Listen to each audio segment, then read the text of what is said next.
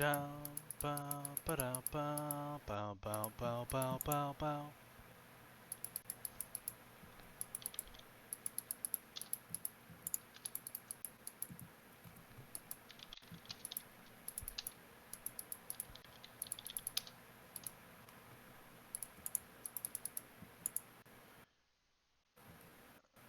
Oh, right. He's going. Wait. Wait, Max is gone? Yeah, apparently. Hmm.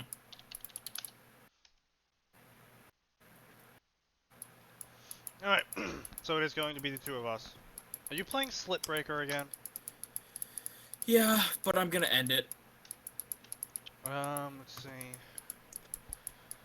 Switching to game-only audio so I can get a good read off of the volume that's coming out.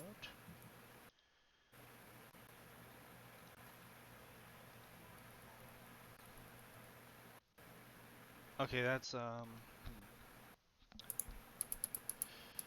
maybe need to boost my mic's reception volume a bit. How about now? How about now?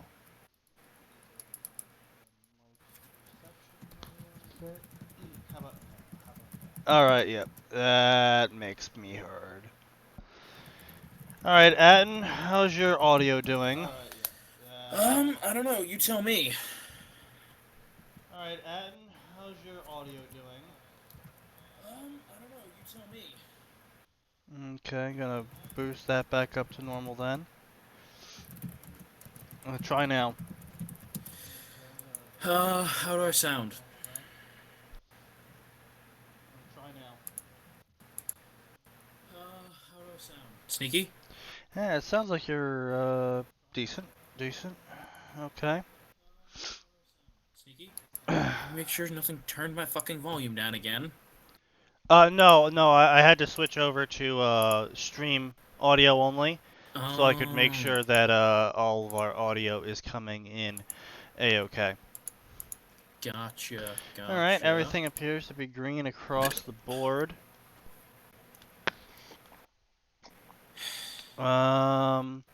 Which means I'm gonna go fill up my water and then we'll begin. Alright, works for me. Are you sure my audio's coming in fine? Because it seems to be super quiet when I look at it, but... You're the streamer, so... And I mean that as in you're the one who can hear the preview, so...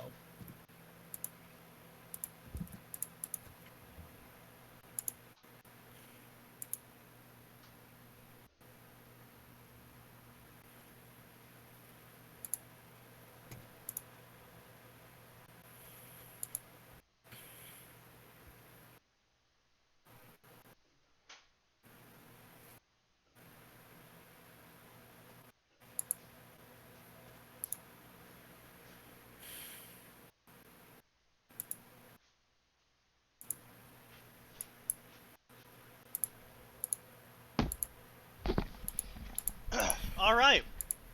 And with my water having been gotten, we can now begin. So, hello everyone, this is SneakyDevil as always. And you are... Joined by Atin, wishing Yeah. he wasn't here. Yeah, there's that guy. And as always, it is Facts. a Friday, which means it's Fanfiction Mock Theater 9000, where we sit down, read shitty fanfiction and sometimes good fanfiction, and generally point out plot holes, English holes, and various other holes, and on the whole, mock and critique whatever we find. As always, I'll be providing links into the chats and into the description box of the YouTube archive of this, which you can find in the doobly-doos down below. You can also find the archived previous fanfiction mock theaters as well. There's a nice playlist that I have created listing them all in order. So if you feel like considering suicide, watch those. You'll probably kill yourself. Moving on. Or go on a mass murder spree. We're not sure yet. Science hasn't determined it. Yeah, no, science is still out on it. So remind me what you are and are not familiar with. Me, personally. Yes, you, personally. Oh, well, a decent chunk of anime. Star Are you Wars, familiar with Halo. Rosario, or is that a no? That's right. No, you weren't. I've learned enough about it from you guys at this point that I could probably swing it. If it's just Oh Rosario, no, I'm it's not just probably not Rosario. No, qualified. no, no, Okay. no. I was gonna say, if Actually, it's you know, just what? To Rosario, start I'm off our probably day, not this is going to be qualified. a significant difference from our usual stuff, so that's always good. Oh. So to start off our day, we will be reading Elder Scrolls Ruby crossover. Well, this could be either very interesting or very shitty. It's gonna be very shitty. Hmm. Be very shitty on a whole. You make me sad. I mean, this is a story I originally had set aside to read myself, but turns Let out me guess. it was Let crap. me guess. It's a story that you looked at it and you thought, hey, that sounds like a really interesting concept, and this is something I haven't seen before. And then you get about two paragraphs in, and you're like, this is bad. Yeah, yeah. Anyway, with black hearts and dragon souls. New summary! He knew his heart bled of corruption. He lied, steal, cheated, betrayed, and killed to become powerful. A bane to all, but never forgotten about his legacy. But when his dreams sent him a dark Sneaky, this might just prophecy. be me, but there's nothing showing up on the stream. It says you're live, but it just says unknown. The fuck? What? I was checking the stream to make sure everything was fine, and everything appears decidedly not fine. Maybe double check your preview, bro? I'm looking at my preview. Is the audio coming in fine though? Let me... Oh, well, that explains. No, I'm not hearing anything. Fucking goddamn it, Twitch. What the hell is this bullshit? Everything was fine, and now everything's not fine. It literally. No, like, literally.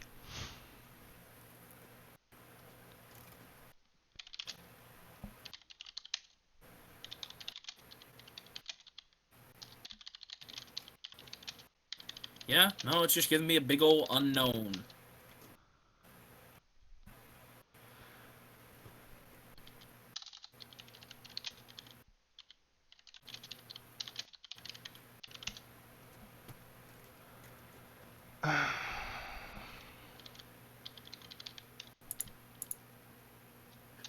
Ah, good. Sneaky. Because I reloaded the stream, I now have the chat on the right, and I have the popped out chat on the left. I can receive double the shit posts. Excellent. Okay, well, And I have the popped out chat on the left. it looks like Restream is getting the signal just fine. Is YouTube getting it? No, YouTube's getting it fine as well. Yeah, no. You know, like I said, I checked all of them and they were all doing just fine. Oh, this is not good. We have 4 people tuned in. And just engage them in conversation. Unknown. What the hell does that even mean? Twitch stream unknown black box black screen. Fucking live. I want to watch your stream, but it just says unknown. Yeah. Hey, I can time myself out. That will not be happening. Turning off HTML5.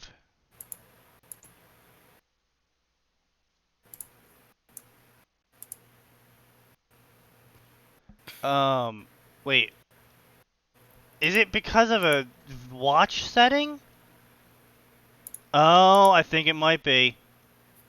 Whatever it is, fix it quick.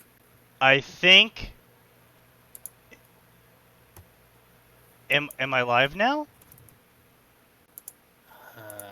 Let me reload.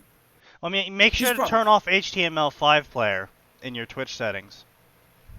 What? Okay. Where do I turn that off? In your Twitch settings, the little fucking settings gear, dude. Okay, it's giving me the loading symbol. That's never good when I'm fucking previewing my own shit.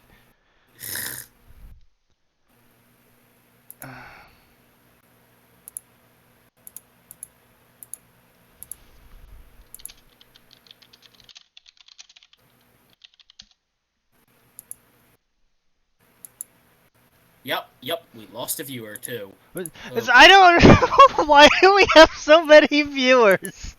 When the one time we have technical difficulties, we get people watching it. Jesus fucking, oh my god, why?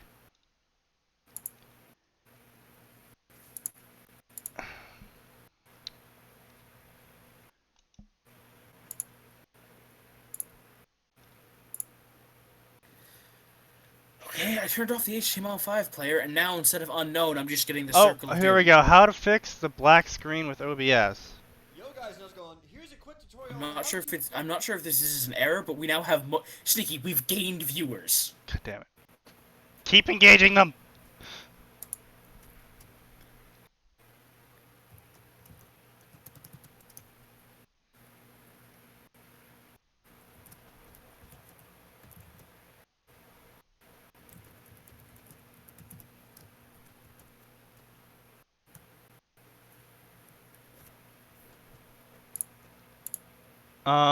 Okay. And maybe that's it? I'm gonna try and disabling my, Aereo. Do it.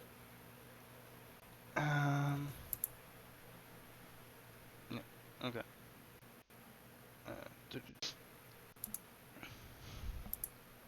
Ba-da-bum-bum-bum-bum.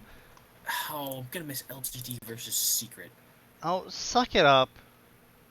You can always just watch the VOD. Okay, good news. It's a dead screen. Okay, well, the yeah, corgi is up. That's because I shut off. I had to shut off the stream. Oh, too. aha! We're live. We are live now. Excellent. Oh, aha! We're live. We are. Fucking that was a lot more effort than I wanted to put into it.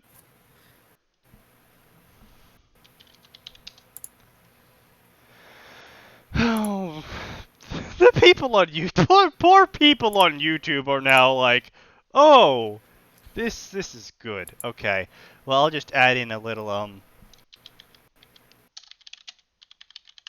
back up at 13 minutes. Okay, for the people on YouTube. Technical difficulties. Technical difficulties. All right, let's try this one more time. Hello, Internet! I'm SneakyDevil. Person joining me, you're also Atin. super loud. Ow. Jesus fucking Christ. This is why I never turn you up in Discord.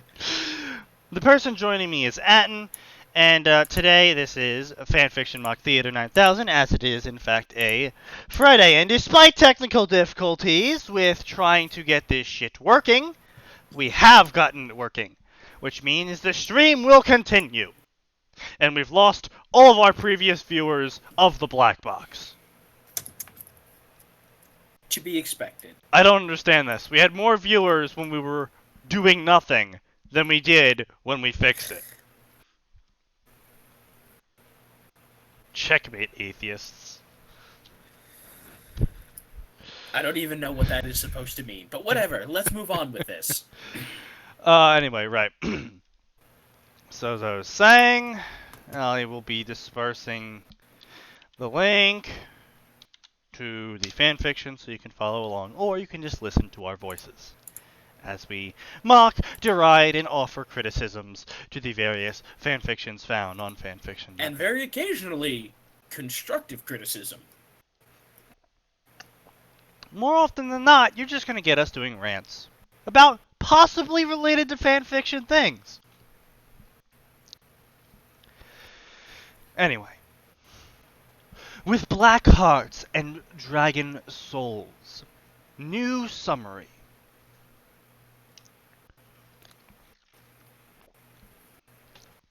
He knew his heart bled of corruption.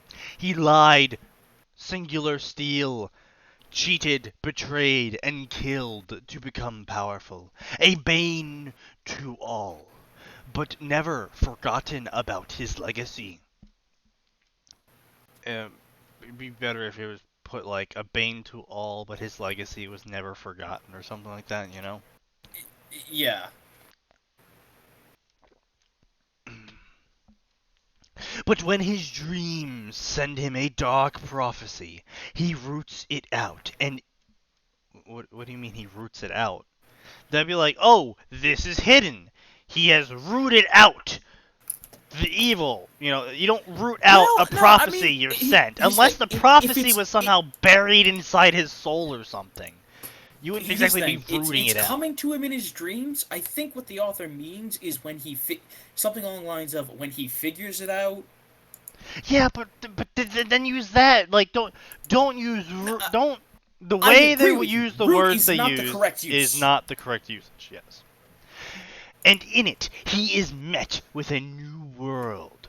With Daedric princes close by, he will spread death and chaos, proving a bane once more to those in his way. Then there's a Oppenheimer quote.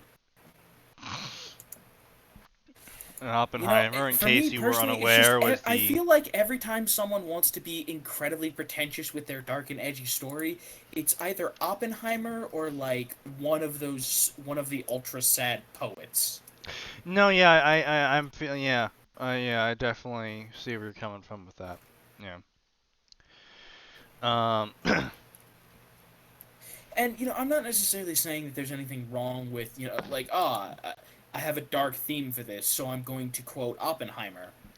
Well, I mean, if you're doing dark themes, then maybe Edgar Allan or something. Yeah, but here's the thing. The problem with this Oppenheimer quote, everyone knows what it's saying, but it's out of context. You've forgotten the most important part that's supposed to come after Robert Oppenheimer. Upon creation of the nuclear bomb. Well, I mean, yeah, but a lot of people would, I was going to say, you know, a lot of people should know what Oppenheimer famously made that quote about. But here's the thing. I see a lot of people... It's incredibly important to put that in there. Yeah, that is true. I also find it used incorrectly very often. Like, oh, you know, this character's just really strong, destroyer of worlds. It's like, no. He said this because at the time he very much thought the world might end if they use this bomb. Yeah, I was gonna say it's not about him being like, oh yes, look how strong I am. It's about I may have made something that could destroy the world. And that's not an unfounded fear. Like when they first tested the first nuclear bomb, they had no idea if it would ignite the atmosphere and just kill everyone. But they still did it because humanity, but... We're pretty sure this won't. But the quote's very often misused. It'd be more appropriate if, you know, it was, you know, he opens up a portal to the Rubyverse, and the Daedric princes and their minions flood through, and then he says, you know, I have become Death, Destroyer of Worlds. Yeah. Or, ultimately, opens a portal to the, like, he's fighting the last of the dragons, opens the portal, and in goes dragons to the Ruby unit. Like, whoops. Yeah. This But no, but see, even then, that would be accidental. Yeah. It has to be a destructive purpose. I was gonna say, it has to be something... You're right. The person doing it, in order for the quote to make sense in context, the person doing it must be fully aware that they are doing it, and doing it for the purpose of destruction. Regardless because when of their Oppenheimer intentions. made the nuclear bomb, there wasn't any, oh, I'm doing this for the good. No, he's doing it to make a big bomb. Regardless of his feelings on it, he knew it had to be done. A really big, really scary bomb. And then we dropped 2 of them on Nagasaki and Hiroshima. Anyway. Chapter 1. Dreams of Shadows. Skyrim. 20 years after the death of Alduin, somewhere near the border of Falkreath Hold. There he was again, at the same black void, the same broken moon, the same red roses, the same... Okay. That is the part where you would cut it off. It worked for the first couple of lines right there. There he was again, at the same black void, with the same broken moon and the same red roses. Move on to something else. Like, the problem is you're giving away too much. Like, it's not even you're giving away too much. Like, you could have still included glyphs, castle, wolf, flag, crow, and raven. Same message. You could have included all of those still, but you need to say something else other than the same. A crow and raven flying overhead, glyphs adorning the castle walls, a wolf flag flying, broken, or, a broken flag, a broken, mast with a wolf flag hanging off it. Shit like that. Not just the same, insert person here, the same, You gotta go with the imagery. But you're not. Clearly you need to brush up on your Edgar Allan Poe. Find the silver within the blood. Kill the maiden within the fall. Burn the Black Queen who threatens them all, and under the broken moon only then will you truly become immortal. See, the problem here is you had a rhyming scheme. And then you broke it at the end. Don't do the rhyming. Or do it 100%.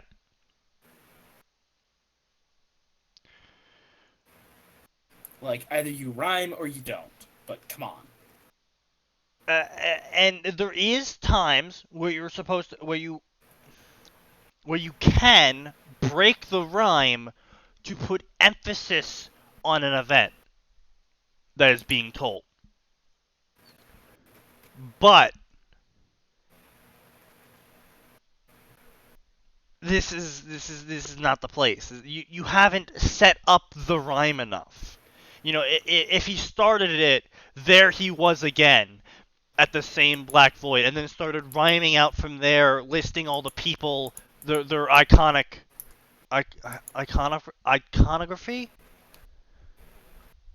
Yeah, I think that's the word. The icons that represent them. Yeah. And he started, he rhymes this whole poem or paragraph or whatever he wants to do with it, with their iconography in it, and then at the end, will you truly become immortal? To break the rhyme, put emphasis on becoming immortal, emphasis on the whole thing, but no. Instead, barely anything going on here, a little shit rhyme, and then breaking it at the end. And you say, now you just look edgy and stupid.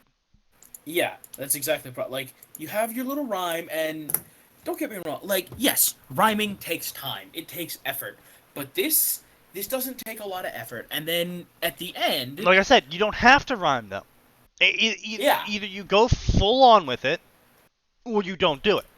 Because if you go half and half, it looks, A, half-assed, hence the term, and B, it's just cringy. It becomes less descriptive or less scene setting up and more just, why am I reading this? Yeah, and that's the thing. It'll differ from person to person, but at best, it will feel lazy. Yeah. Very, very late. Like, Like, you took the, what do you think, 4.5 minutes to come up with a rhyme, but you didn't take the extra 30 seconds to finish it? Alright, well, like, you fucking heard me. Like, I took like a fucking minute to describe this whole setting that he was trying to set up.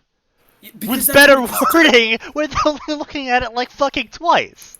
Yeah. Like, not that much effort. So, if I can do that, and don't get me wrong, I'm not judging people by my standards. But, I judge my skill level very low.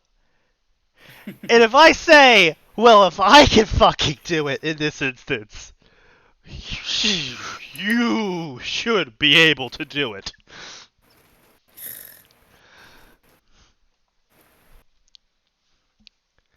Then the Breton dragonborn, Brinjar Eden, awoke from his dreadful sleep.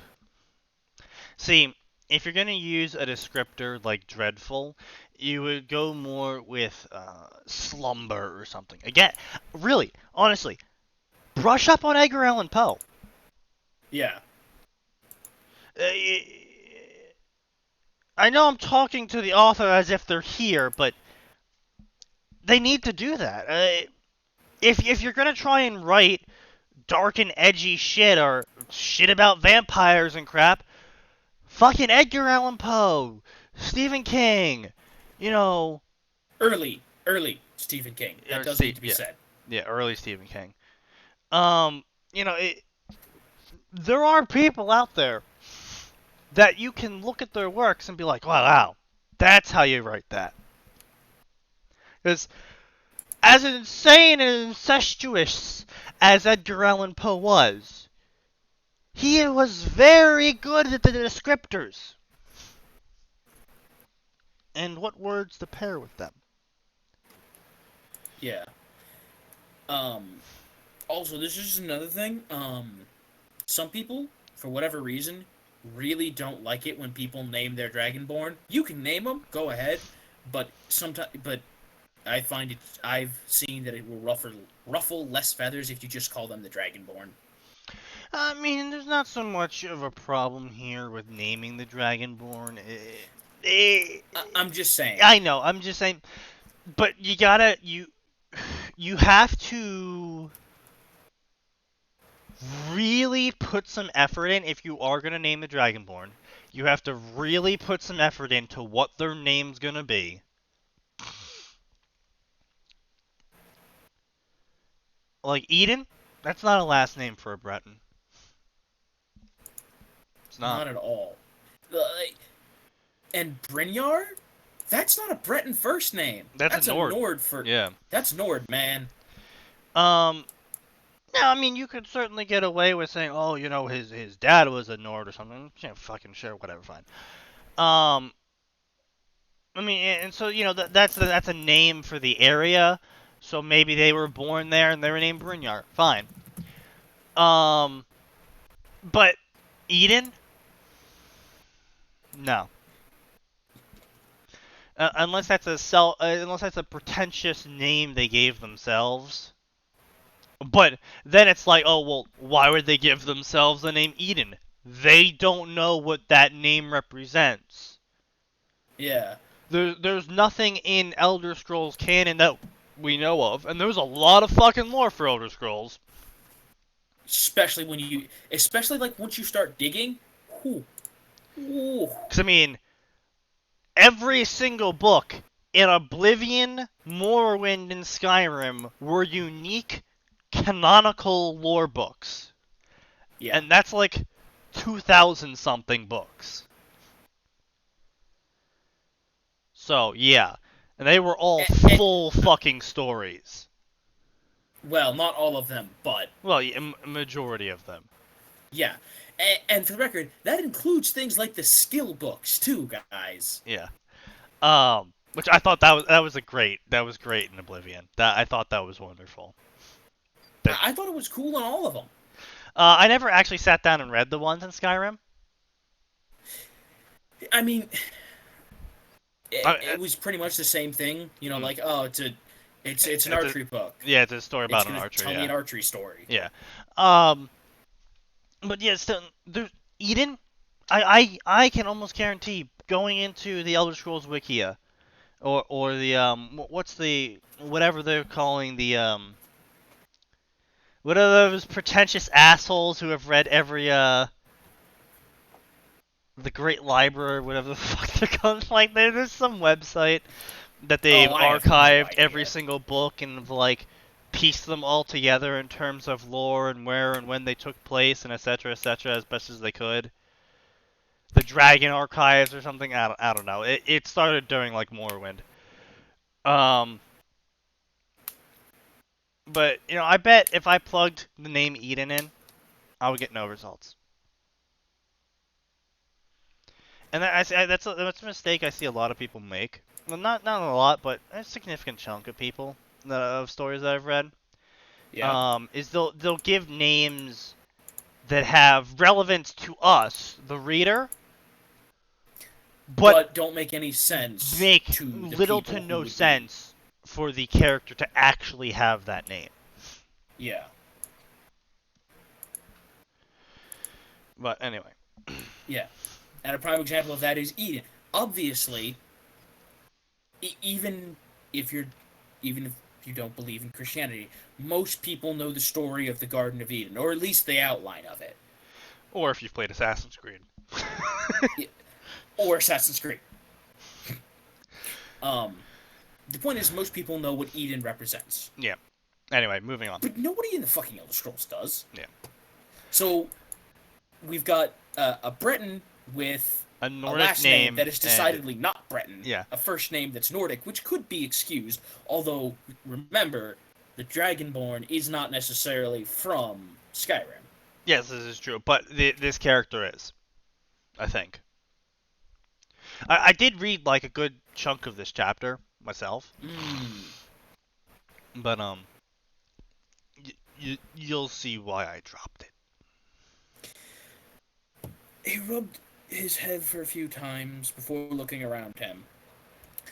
He checks that his Dragon Priest mask and Dragon Plate armor was intact. Alright, first of all, that's wrong. It would be were intact. Because he's actively checking them. And then it wouldn't be he checks it, it would be comma, then checked that his mask and armor were intact. Yeah. Also, this is just me, but from what I've seen, the Dragon Priest masks were a full face covering that went over the back of the head too, with like a hood, right? Yep, they were. There were mods out there that made it just the mask, and All right.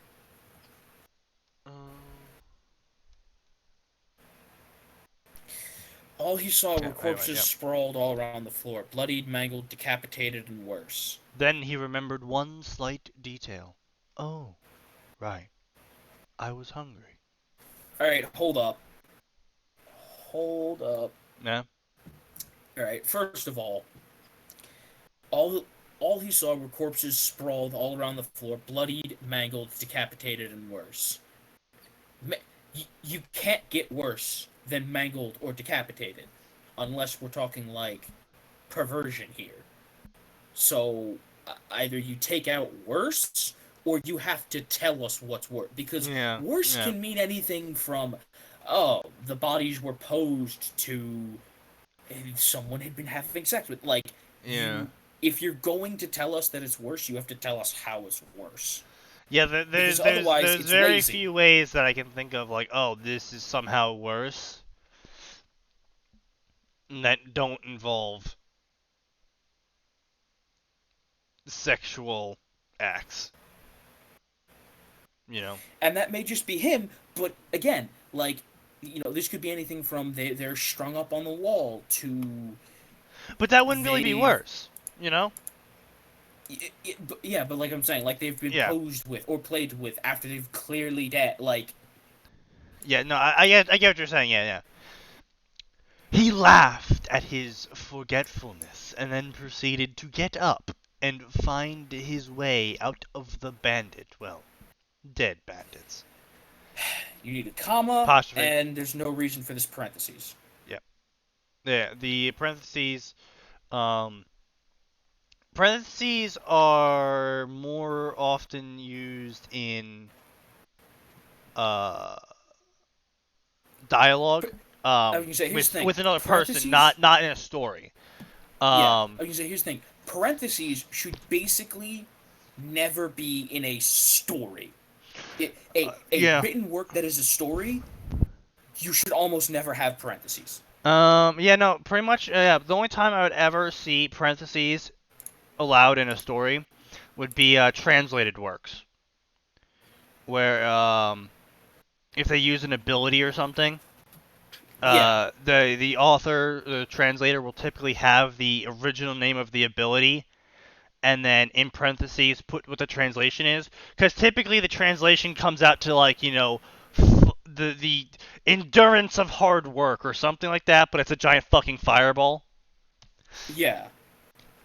So it makes less sense for that translation to be there, but they still translate it, but just like put it off to the side. Yeah. That's pretty much the only situation that I can imagine you would ever use parentheses in a story. Parentheses could be used when you're talking to someone else in a private message or something, and you're explaining to them, he walked out. So I'm thinking about making my character walk out of the bandit cave. Well, dead bandit cave, but the bandit cave. That's where you would Yeah. put the parentheses in when you're describing the story to someone else, but not in the story itself. See, I keep making all these hand motions and gesturing to things. His crimson eyes scanning for any presences he might have missed. This was the life of Brynjar Eden. Dragonborn, Archmage, Listener, Master Thief, Harbinger, Destroyer of Mirak, Champion of many Daedric deities, Killer of the World Eater, Master of the Thu'um, and most importantly, a Vampire Lord. Well, not really important, but anyways.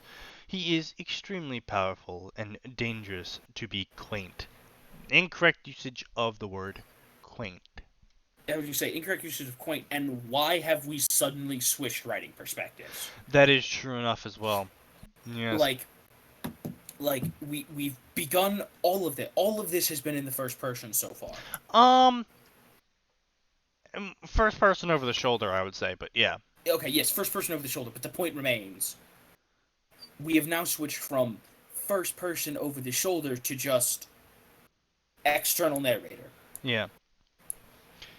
Don't do that, boys and girls. His thirst for power has been the motivation. Had been. No. If it's still the motivation, it has been. Like, it's still motivating him.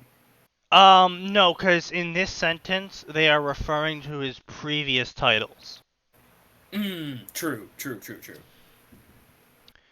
His thirst for power has been the motivation for his actions, good or bad. He does not care who lives or dies as long as he, himself, does not die in the end. Now, some people may call him a villain, bane of existence, liar, traitorous scum, an honorless bitch, and somewhere along the lines of stupid wolf shit.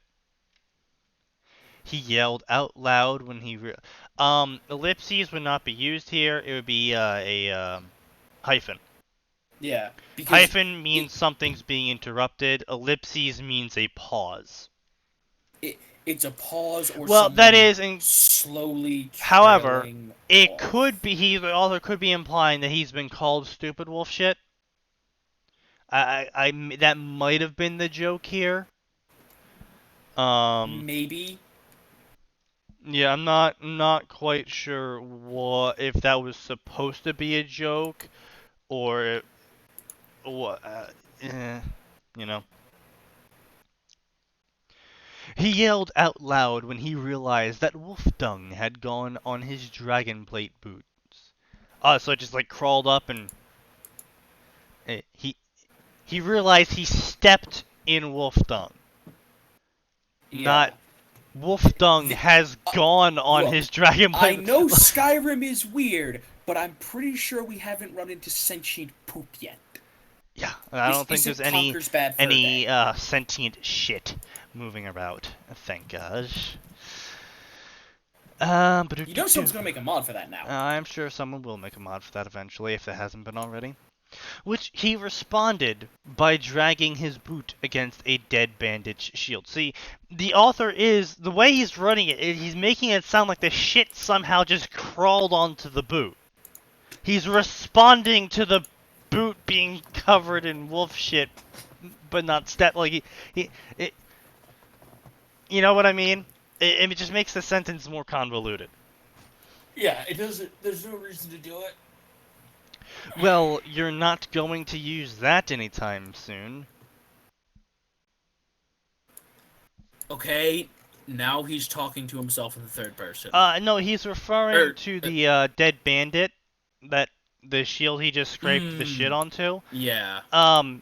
You know, we're missing a comma there, obviously, after well, but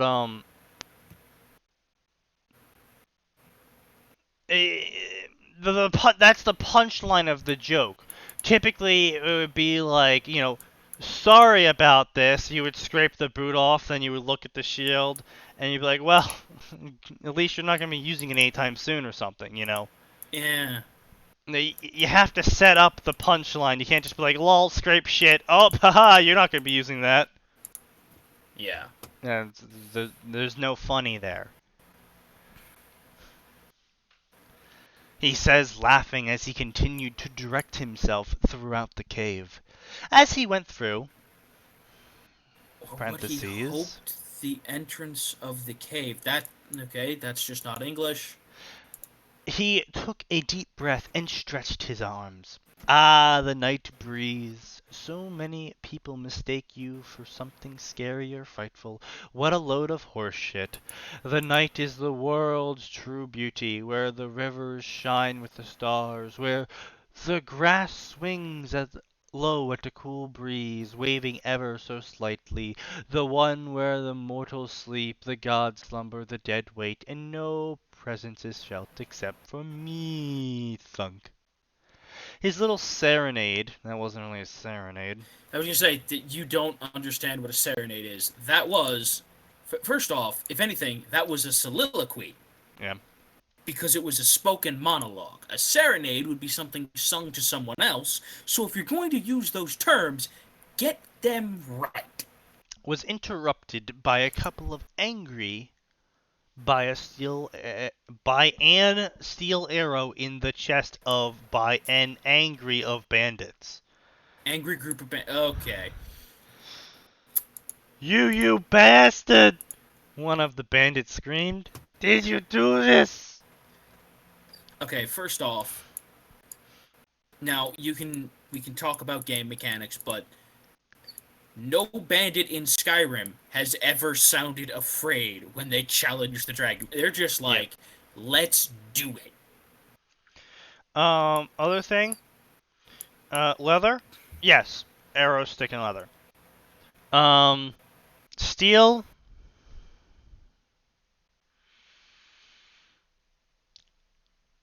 Here's the thing. I mean, you've just told us he's wearing dragon plate armor. You see, that's what I was building up to. I was like, you know, steel, I guess, depending on the materials used for the arrow and bow and the strength of the archer, maybe would be pierced.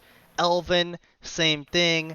Orcish, same thing. Dwarven, but here's the problem. Same thing. But yeah, once you get to like ebony tier or Daedric or dragon plate tier, you're not piercing it unless you're also using that tier of weaponry. Yeah, I'm talking in realistic terms, not game terms. But you know, like the guy is wearing dragon plate. The bandit probably only has a wooden bow. The author has clearly opted to take a more realistic bent since these bandits are afraid of him. Well, yeah, but that's what I'm saying. Is they're using a steel bow. Sorry, steel arrow with wood bow.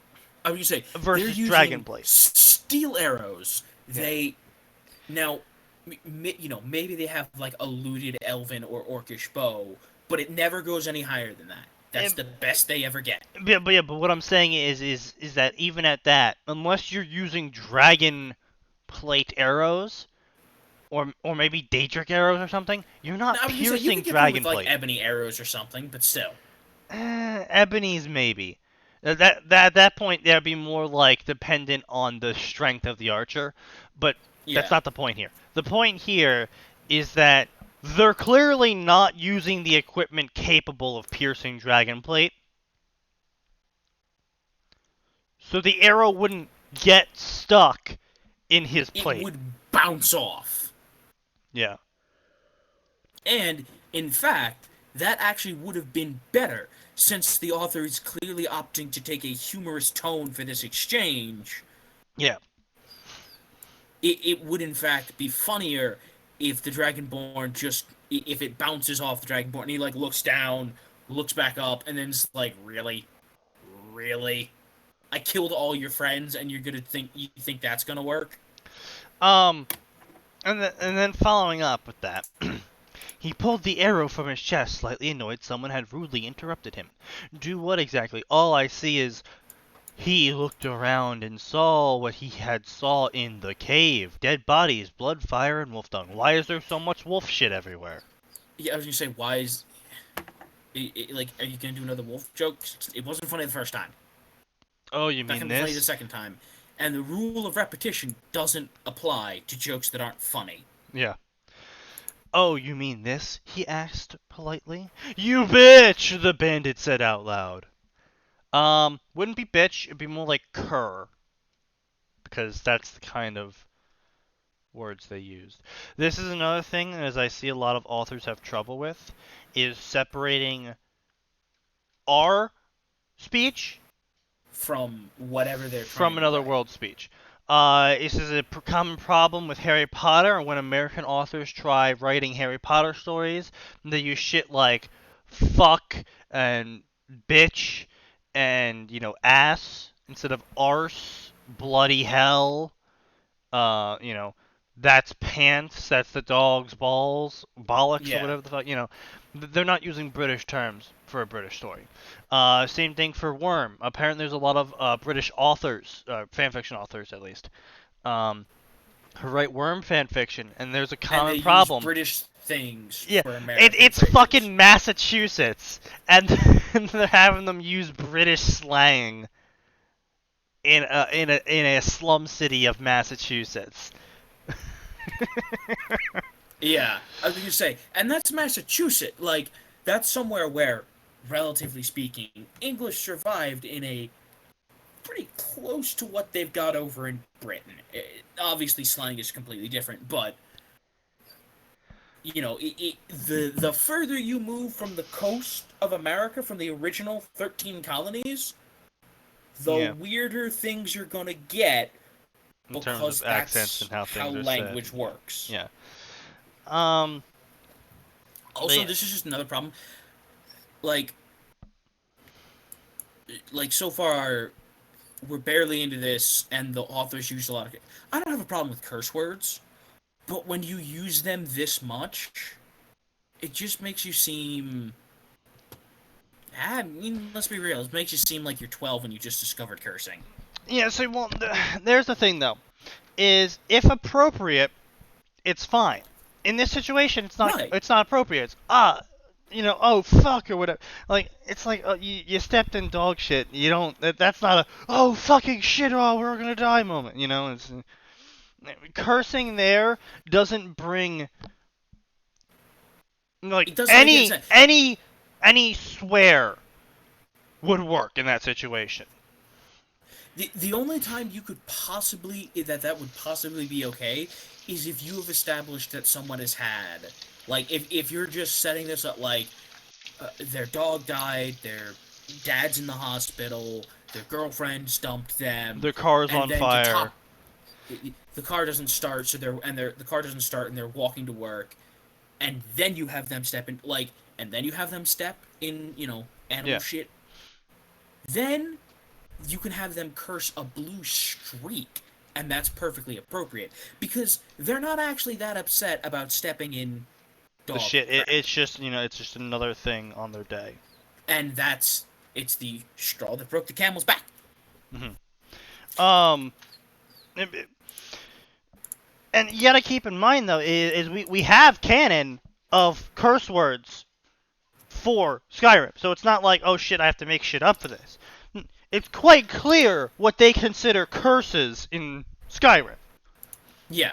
I would say that's another thing I have a problem with. When people, You motherless cur and shit like that.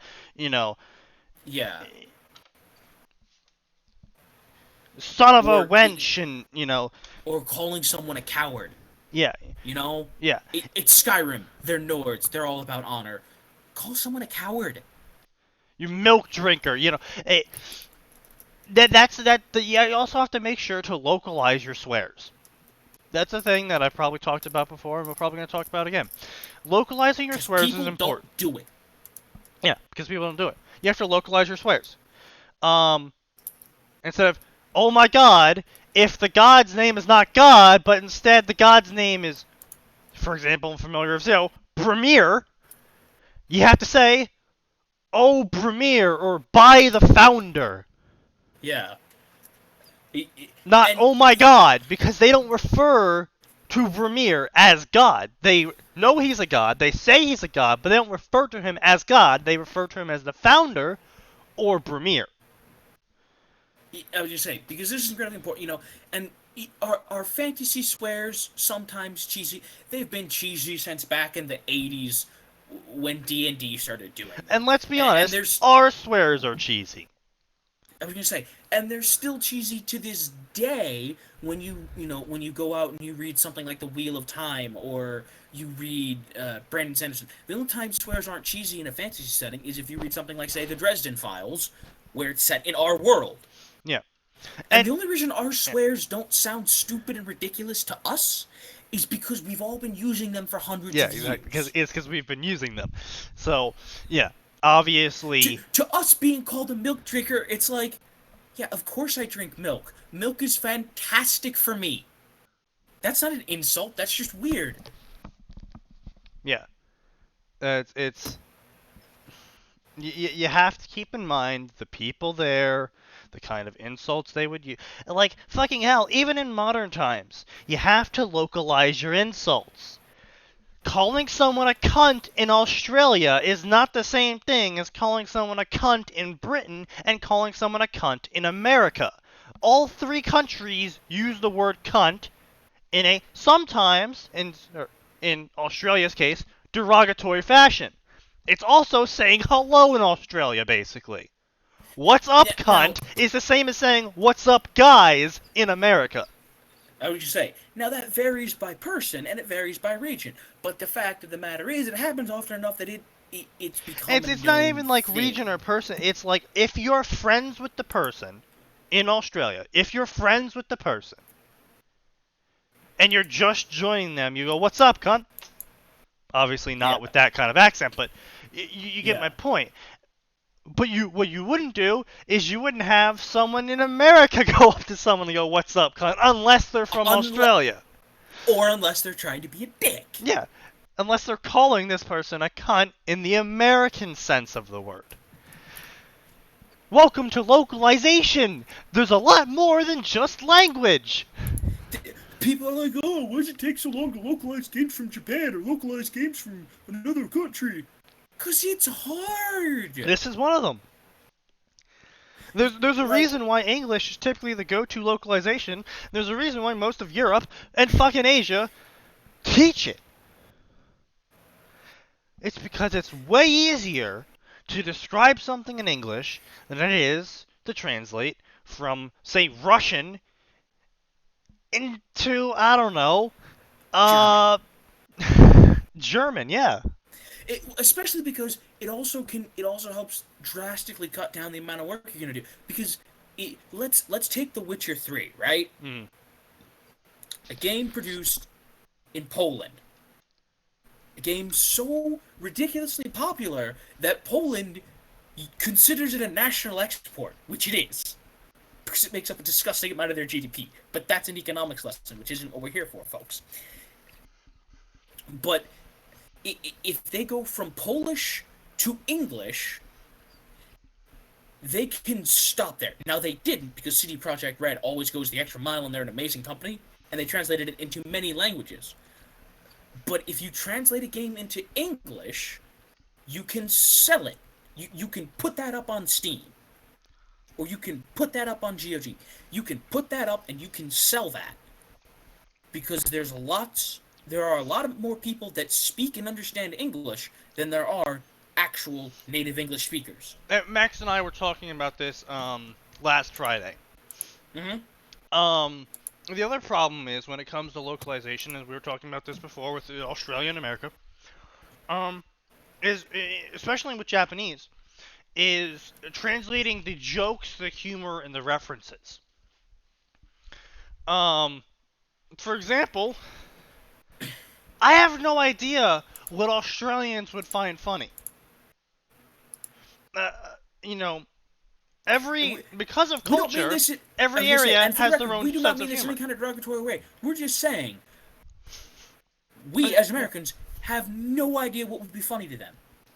I mean, obviously, humor overlaps in most cases, but in the case of, say, Japan's humor, a large portion of manga-based humor in Japan, writing-based humor in Japan, comes from how things are written. In that the kanji for, say, bear, and the kanji for, say, I don't know, I'm probably going to get this wrong, and I'm just making up a random thing.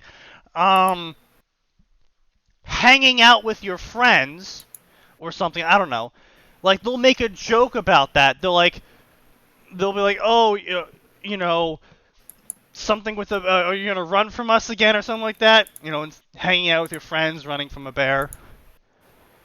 Yeah. You get it? Like, they'll make that kind of joke. Well, yeah, because, again, it's about, oh, well, you write this like this, but it looks or sounds like this other thing. Like, the most two known ones would be Bleach and Naruto. Naruto's name means fish cake or maelstrom, depending on how you write it. Same for Ichigo. It means strawberry or protector.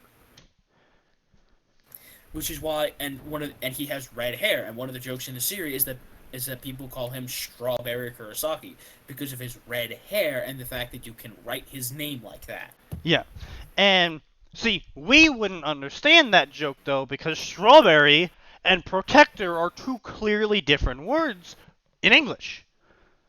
But in Japanese, they look similar due to the different alphabet. And that's where a lot of Japanese humor comes from in their writings. I was going to say, now, the joke still managed to work in other languages because they kept him with red hair, because the author Well, I mean, it wasn't even that it worked in other languages because they kept him with red hair. Like, the joke still works for Naruto as well. Oh, you know, my name's Naruto. Oh, so you're fish cake? No, maelstrom. Because, obviously, we also understand that names mean different things. Right. But, the Japanese relies on the immediate humor, and the characters in manga often reference how it was written, if you would say it. Yeah. Sorry, how they make the joke, like, you know, the speech bubble will be there, and it'll be written one way, and they'll be like, oh, don't you mean like this? And their speech bubble will appear, like, right next to it, showing the other way of writing the word to make it look like something else, and they'll make a joke based on that. That wouldn't make sense to us. Yeah. But it does when you're reading it in Japanese. Anyway. Rant over. Localization is very important. Saying hell in a fantasy setting where hell doesn't exist doesn't make sense. I mean, you say, if you take a look at something like Star Wars, they don't say, they don't talk about a hell. They talk about the 9 hells of Corellia, because apparently Corellia was created off of nothing but Dante's Inferno.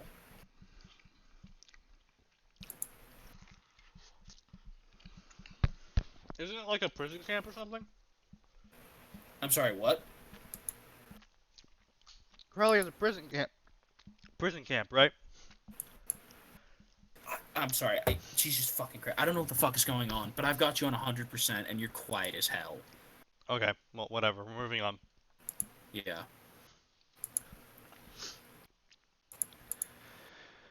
Okay.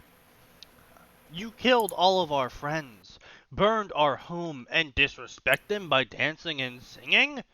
The Dragonborn thought for a second before responding. Isn't that what you bandits do all the time? The bandits looked at each other, almost realizing their argument was flawed. No. More humor No. would have been there. The bandits looked at each other and nodded. Their argument was pretty flawed. Haha, yes, we get it because bandits do that. Enough of this, a female bandit said. You have killed one of ours. She pulls out her elven war axe. We get to kill you. The group of bandits smiled at this and started to pull out their respective weapons. The group then surrounded him with all the intention to kill. What?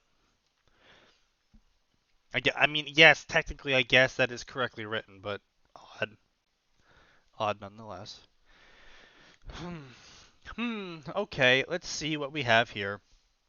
With no sign of fear, he looks around to see each of the bandit group. To see the entire bandit group and their weapons. Okay, so we have two Nords, one with a steel war axe, but no shield. That's going to be tough. Then his other brother has an other brother. You didn't mention the first one. Yeah. Has an orcish warhammer. Good. But remember that it takes a lot of energy to swing it. I get what he's trying to do here. He's like, oh, he's picking them out like, oh, haha, you know, this is what you're doing. You're doing it wrong. Oh, that might be tough. Oh, yeah. The delivery is poor. Yeah. If he was doing this in a lecture format, like if he was breaking this down in the style of someone who has used all of these and knows what he's doing with all of these and was telling them what to do, that would make more sense. Like, he's saying one with a steel war axe but no shield, that's going to be tough.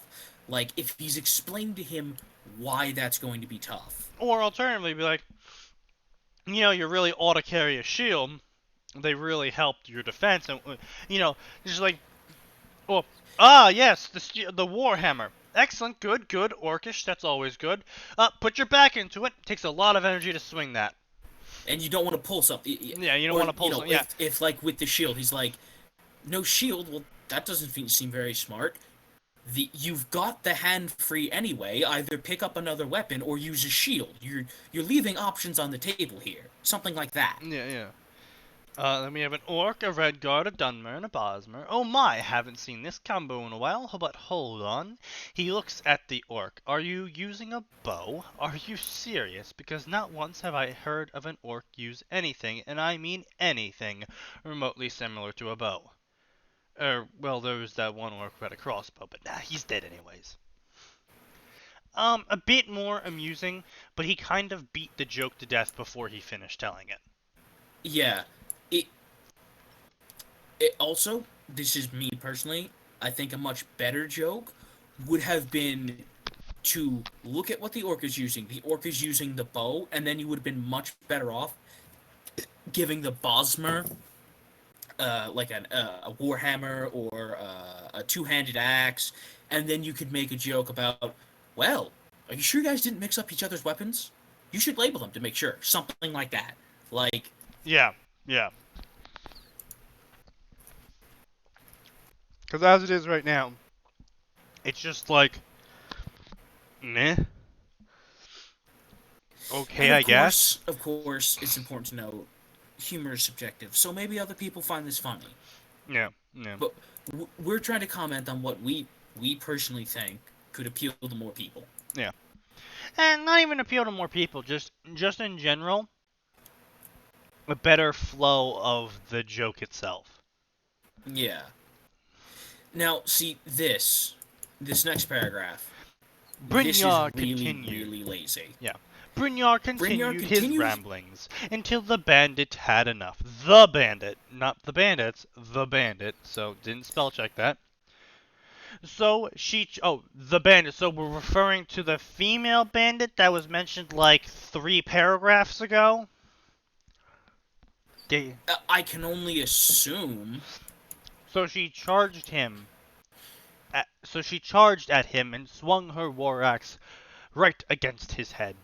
She smiled when she made contact. You don't swing an axe against, like, Yeah. she's swinging it at him. You can still have her smile when she makes contact, but the war axe is not a precise instrument. You don't go, yeah, I'm gonna swing it at their head. You're like, okay, I'm gonna aim for their general body mass. The only time a big two-handed axe is aimed precisely is when they're on a headsman block.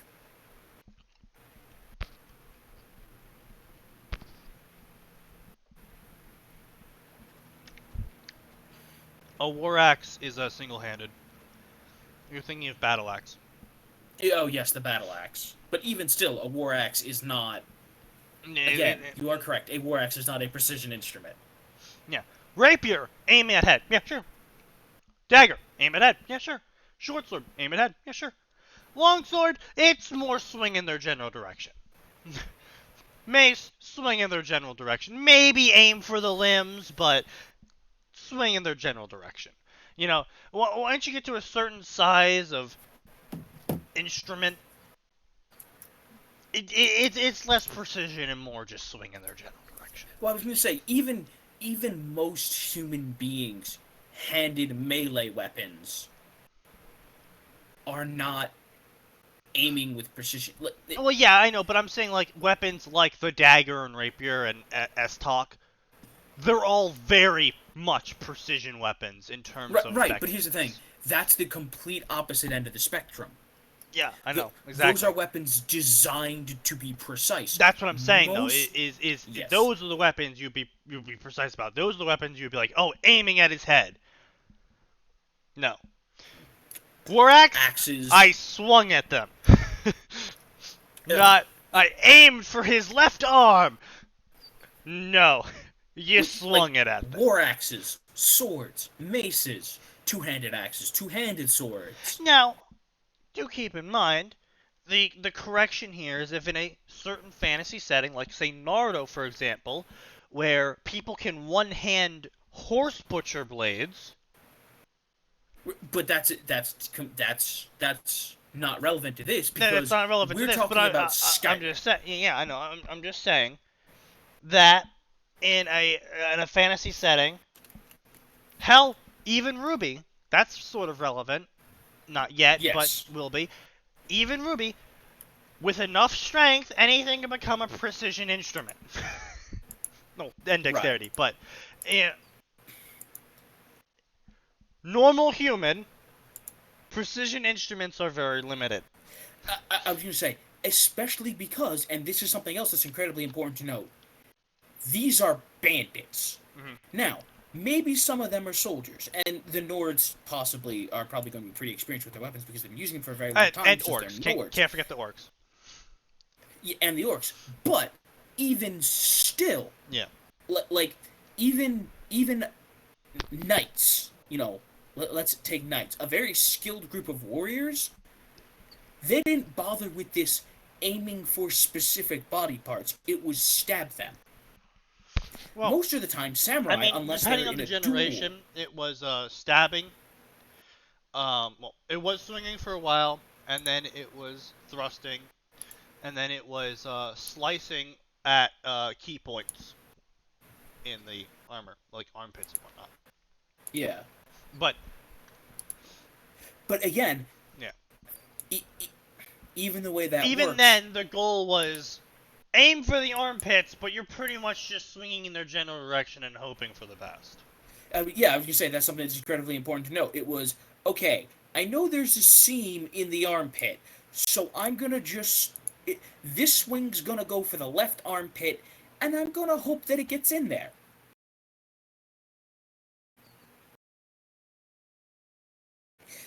Now, moving on with this, let's see. She smiled when she made contact, but then was petrified when she saw him holding the blade with his hand, bleeding.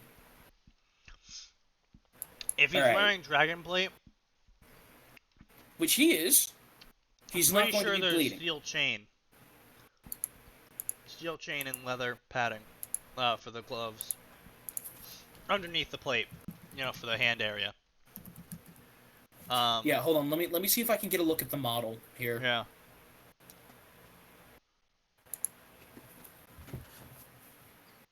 No, dragon plate armor. Okay, hold on. Let me. I'm trying to get a view of the inside of the hand.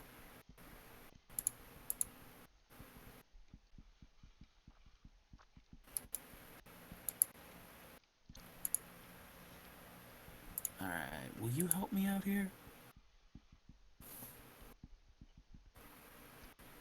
Yeah, no, yeah, it definitely looks like and I wouldn't even say it's leather. It's probably just dragon hide, because remember, you need both scales and bones to make this. Right. Again, it's probably dragon hide that you're attaching the bone to. And it's probably dragon scales that are making up the underside of the gauntlet. Yep. All of which to say, catching an axe, just a steel axe? Swung by a normal human? Yeah. Laughably simple. Don't mean to be sexist here, but female nonetheless. But again, the female part, it basically doesn't even matter. No, it does. The average human female is going to be putting a lot less force into an axe swing than the average human male. Yes. But, like I was saying, for the grade of armor he's wearing, it is immaterial whether it is a guy or a girl. Like, it's a normal person swinging a steel axe against dragon. I don't know. Nothing. Maybe if the guy was real jacked.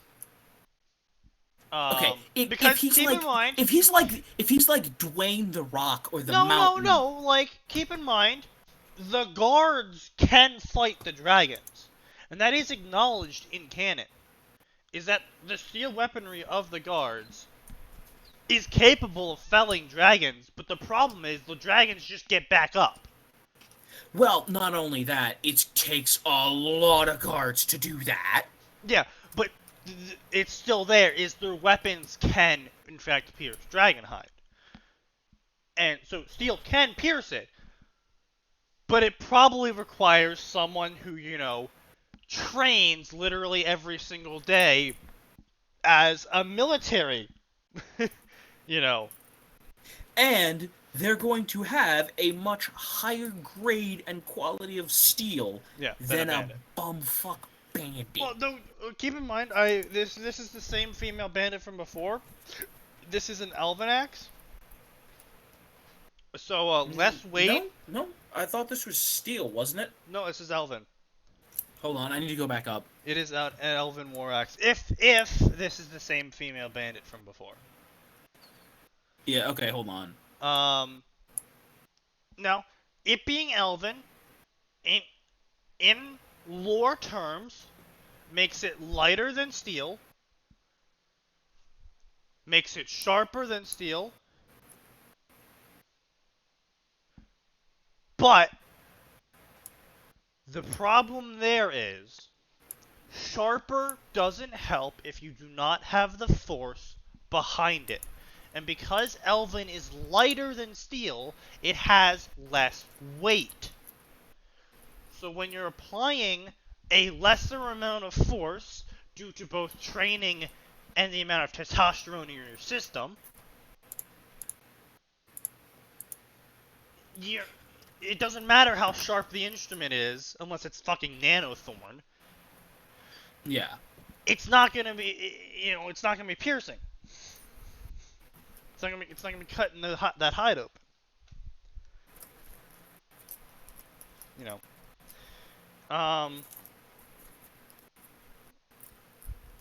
But, that's the point. Regardless, even with the Elven Warlock's upgrade, she's not doing that much better. In fact, she might actually be doing worse because of the less mass. And again, even if it was a guy, sure, Elven's pretty tough, and maybe it would get through. But this is the Dragonborn we're talking about, and he is catching this axe. I mean, and on top of this, he's wearing Dragon Scale. Okay, so say you pierce the Dragon Scale.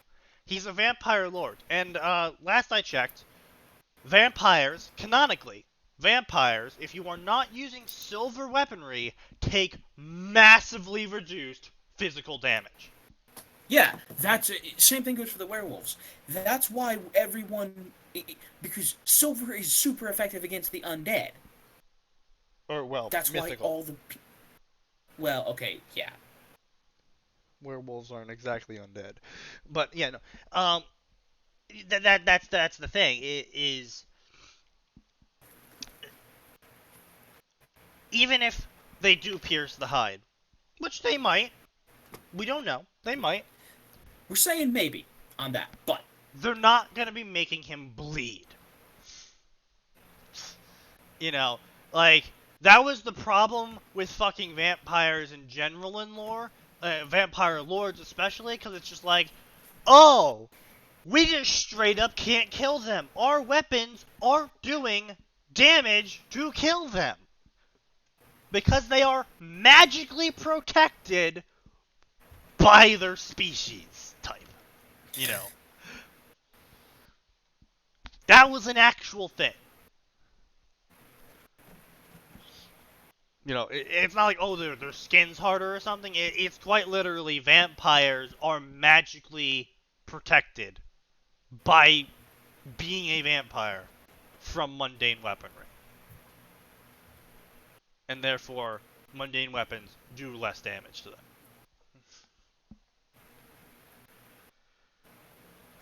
But anyway.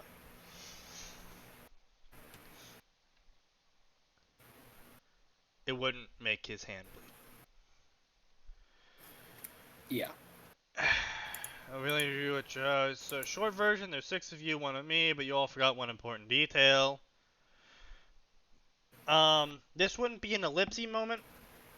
This would be a period, capital, period moment. You know what I mean? Because, you all again, forgot one important detail. Right, because again, ellipses are pauses or someone trailing off. For this, you want... this is someone going, one important detail. There are pauses, but they're very, very deliberate. Ellipses implies they are not. If you wanted to do ellipses, it would be more like, you all forgot one little thing. Yeah. Instead of emphasis being placed on a word, you like trailing off, like one little thing. And then you would introduce whatever they forgot with a shout or something, I'm the Dragonborn, bitch! But, you get my point. You get the core of what I'm saying. It's all about looking underneath the underneath, because even I don't know what I'm saying.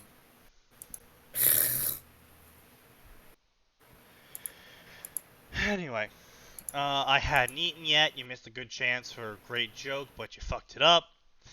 I exploded in flesh and blood. That's not what happens. Isn't it? No, you get you scrunch up, and then blackness just explodes out, and you're a vampire lord. Because keep in mind, this is not like a physical transformation. This is a magical transformation brought on by a Molag Bal. Right. Good old Molag Bal.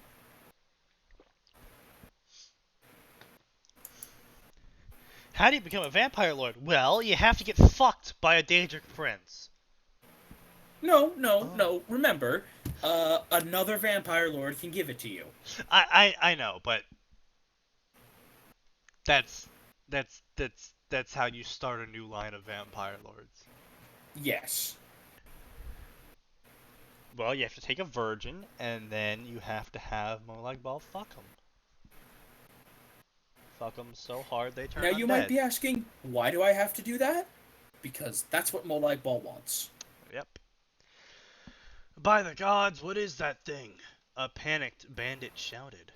Fair enough. Then I would expect them to be panicking by this time. Yeah, he's killed all their friends, and now it's a freaky demon vampire thing. Yeah.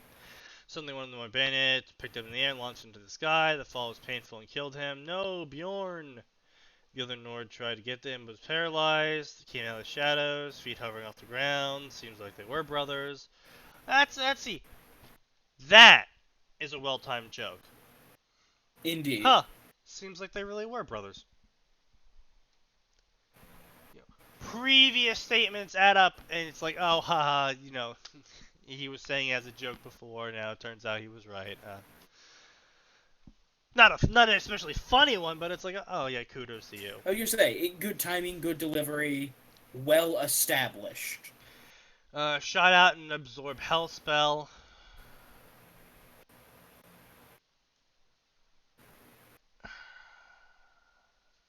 See,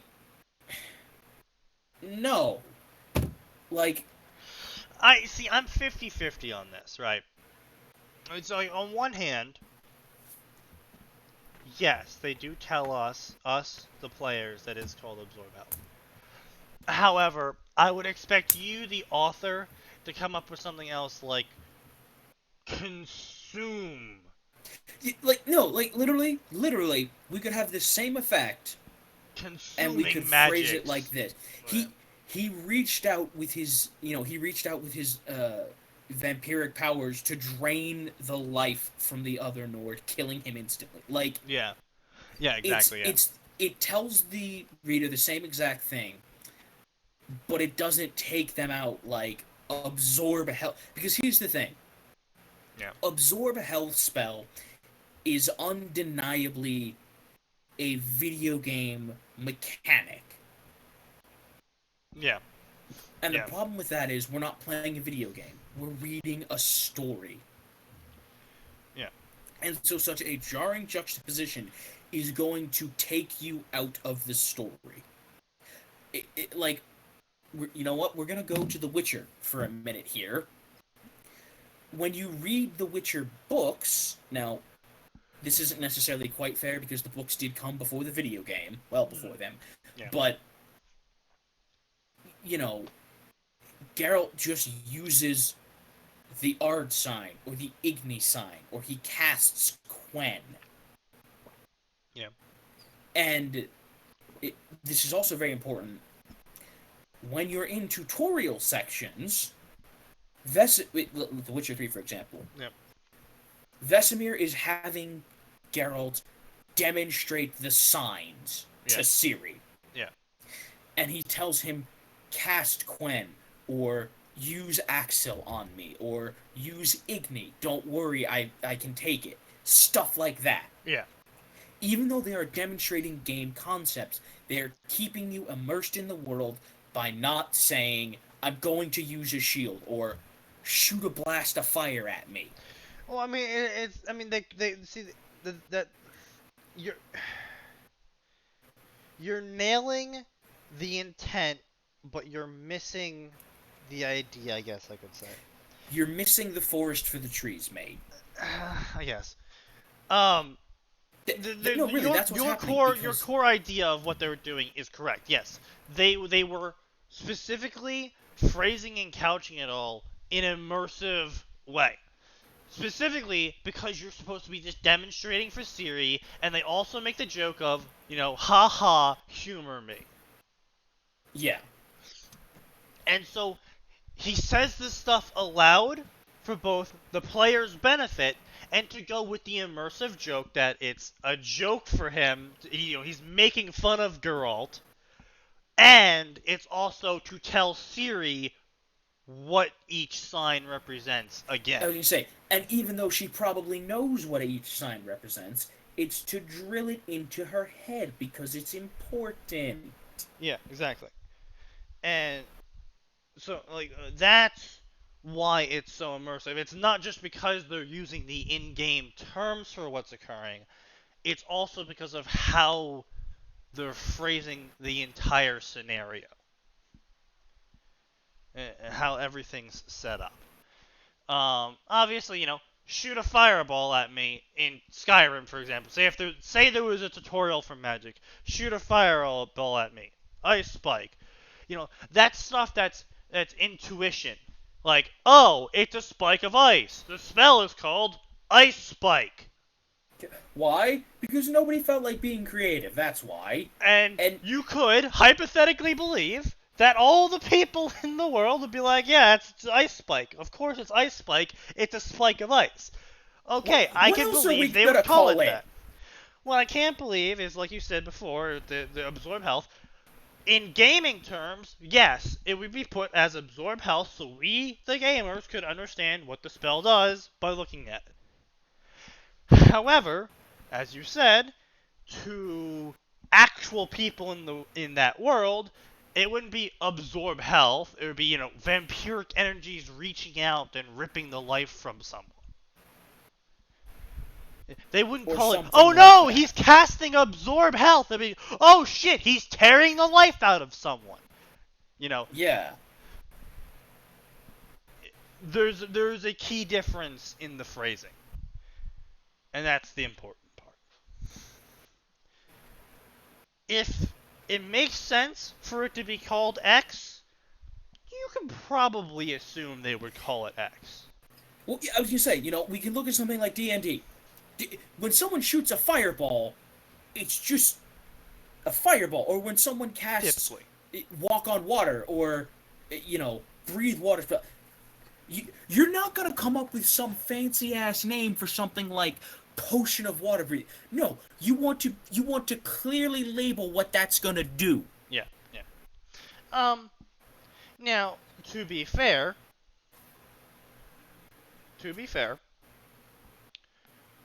sometimes it is relevant that you come up with fancy names, like in the instance of Harry Potter, or the instance of Dresden, where they can't say fireball. They have to come up with an alternative word for it, so they can visualize it.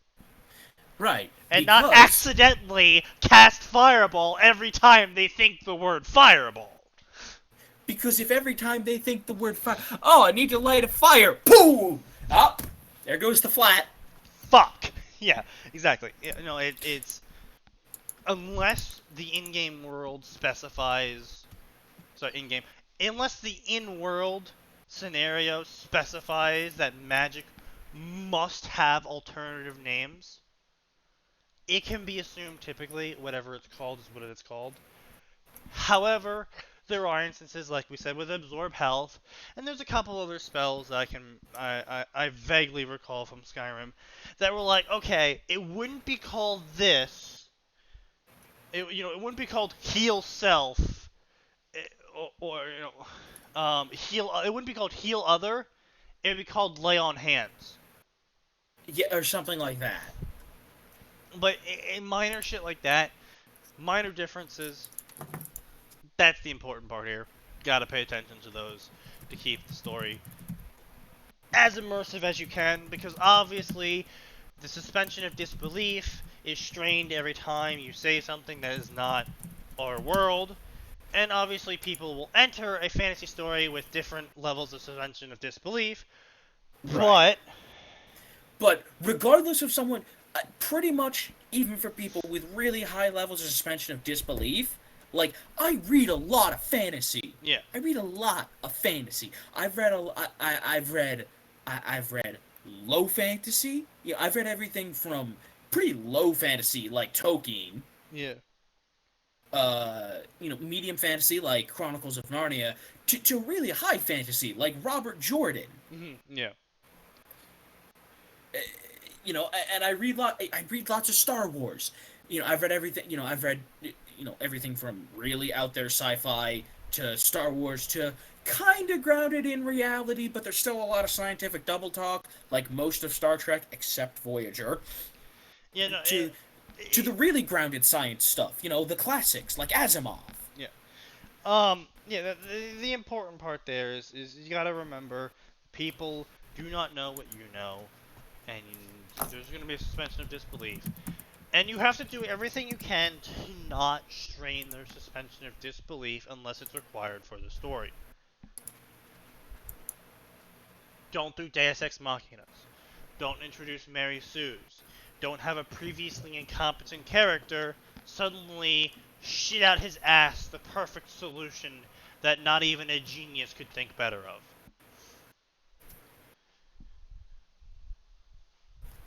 You know, it's the Yeah. little things and it's the big things. When it comes time to do a massive twist or a massive character reveal change, like, oh, they were lying this whole time, that strains the suspension of disbelief. And if you have previously strained their suspension of disbelief, every couple paragraphs, they're gonna be like, all right, fine, fuck this story. It's I don't want to call it a limited amount, but it sort of is for most people, I would say. Yeah. Unless you're Max and you're just a freak and you're just like, I accept everything. But he admits that that's weird. Yeah, he does admit that is quite weird. Yeah.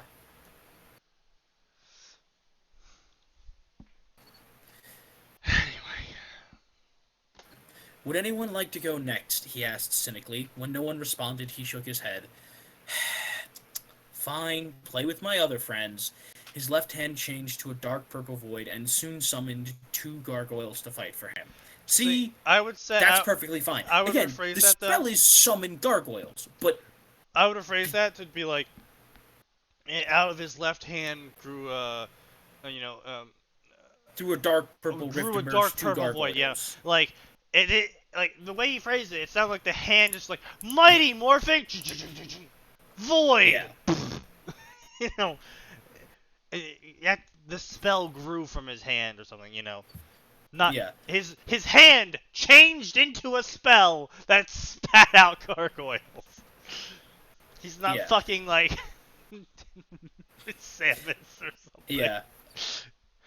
Unable to react, the Dunmer and the Bosmer went down with slashed to their chest. The Red Guard slashed his sword against the beasts, but it was for naught. I mean, yes, but again, this is something that we will harp on time and time again. Show, don't tell us. You've told us it was for naught. You've told us it's not going to work. But you could have easily gotten across that same point by saying the Red Guard slashed his sword against the beasts, but it bounced off their stone hide. Well, not even that. Like, the Red Guard attempted to cut down the beasts, but their stone hide proved too tough, and he too met a similar fate to his friends, or something like that. Yeah. You didn't even have to tell us that he met a similar fate, because we can just assume that if his sword's bouncing off ineffectually, he's going to die. Yeah. But any of those and all of those work. They flow better, and it's better writing. Yeah. You do not, as the author, do not tell the reader something unless it is absolutely essential that you spell it out for them with no mistakes.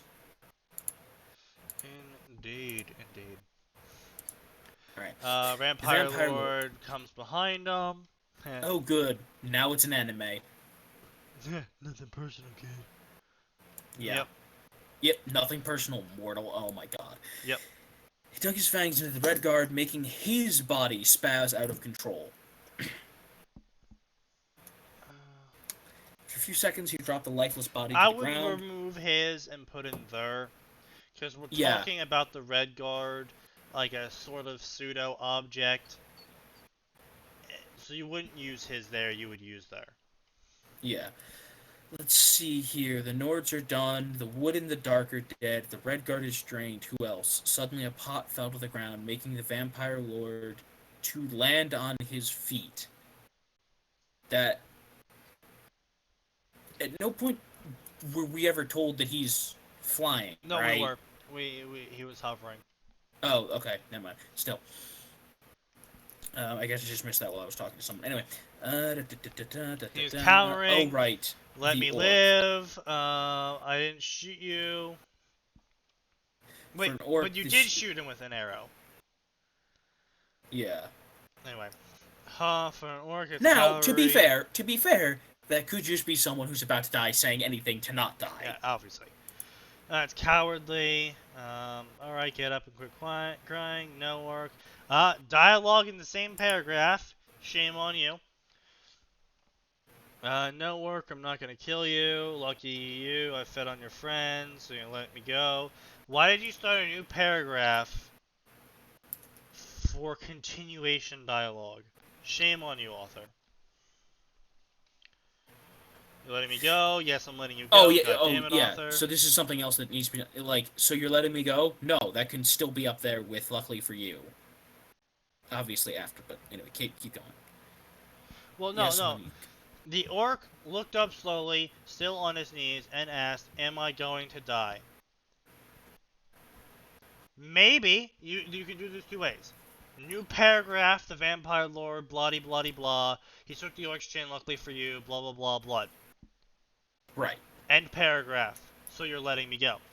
Or he does, "Am I going to die?" The vampire lord shook his head, normal human form. New paragraph, no work, I'm not gonna kill you, bloody bloody blah, took the chin, luckily for you, blood. So you're letting me Right. go.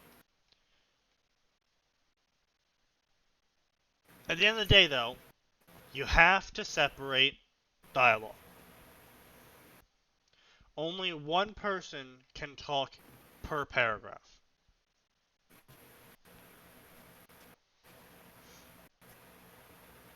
Now, you can get around this by doing blank person asks a question, and then you switch to that person, go, yeah, they nodded in response. You could have Right. said yes there, but then you would have to start a new paragraph. So to keep the flow, they nodded. Right. Continue dialogue in the same paragraph. So Okay, you're I don't know still what getting... you did, but you just got much louder. How about now? No, I mean it's fine. Like you're still a good volume. It's just like wow. All right, don't know what he did, but like because something crackled in your mic and you got louder. Lovely.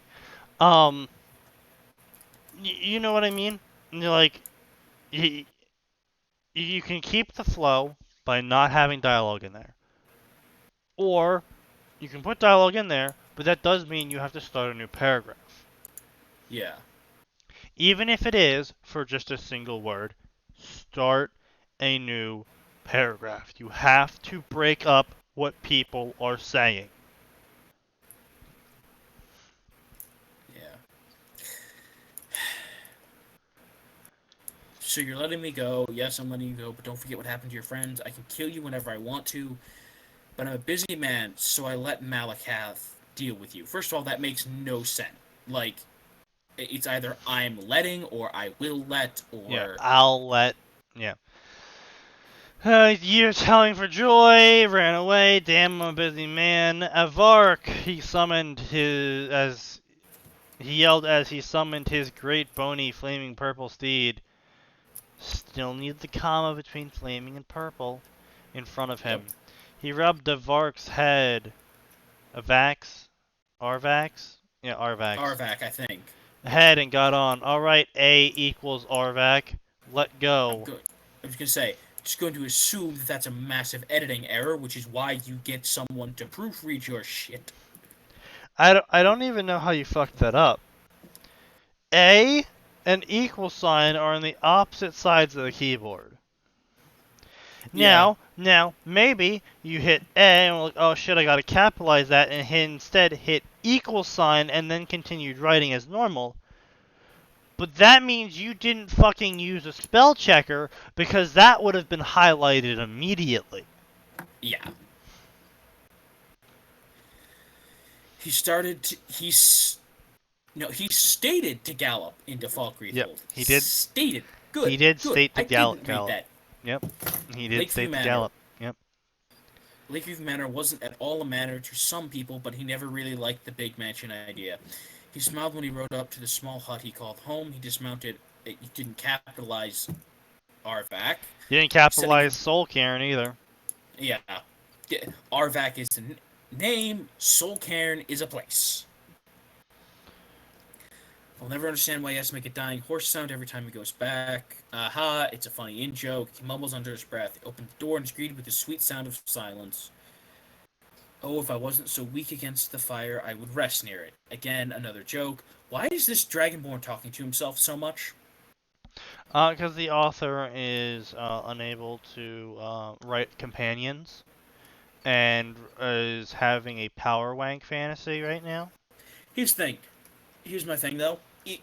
Fine. You don't want to give your Dragonborn companions because you either can't write them or don't want to write them? Fine. At least take the 4 extra seconds to put this in italics to tell us it's in thought. Yeah. Well, I mean, right now, maybe they're trying to, portray the Dragonborn as a little bit crazy and chaotic, stupid. Maybe, but you haven't given us any indication that he's crazy. A jerk? Yes. A bad person? Absolutely. But crazy? No. Not yet, at least. Not yet. Like, that's my point. Like, have you had the Dragonborn display most of the tendencies of a sociopath or a psychopath? Yeah, you have. Yeah. But Anyway. you haven't made him crazy. He remembered when he first got this house finished. The wood was fresh, the carvings were done neatly, and the interior was much to his perfection. Nope, that doesn't make any sense in English. Listen, the author's from Canada, so maybe that makes a lot more sense in French. That doesn't work in English. Yeah, maybe they are in a French. To my knowledge, a majority of Canada speaks English, and it's really only the city center areas that do French still. It is, but I mean, they could be from there. I suppose that's true. Anyway. Moving right along. He sat down in his dinner table, taking off his mask, missing a lot of things. Yeah. Gonaric and his gauntlets, revealing a very pale male Breton with black, messy, long hair and scraggly beard. He grabs a plate to see his reflection. I should not. He's a vampire. Should he I doesn't have a shave or reflection. should I not? And answer only the Elder Scroll could find. Ha ha ha ha ha ha ha. I can't tell if you're dead inside or if you did something again because you've gone much quieter. Moving on. Anyway. I'm always watching you, Wazowski. I'm always watching you.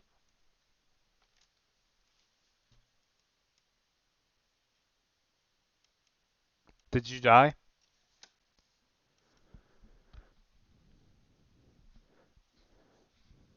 Atin? Oh. It,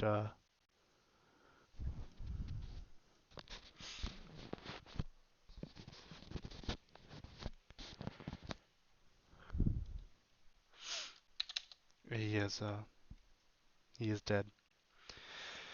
Well, let's have some moments of peace. Here lies Atin, died on stream after unable to take this stupid fucking story for one more second. May he rest in agony. Oh man.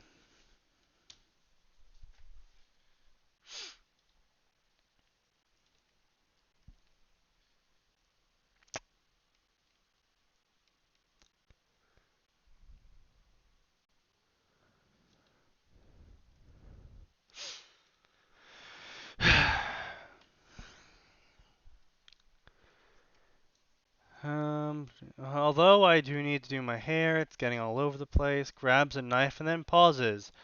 But I do look like a handsome rogue in this. He runs his hands through his head, trying different styles to amuse him. After an hour, Brynjar decided to check his supplies, which was in a single chest.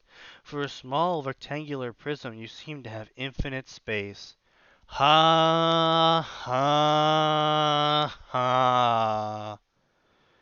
A Skyrim Infinity chest joke. How original and funny.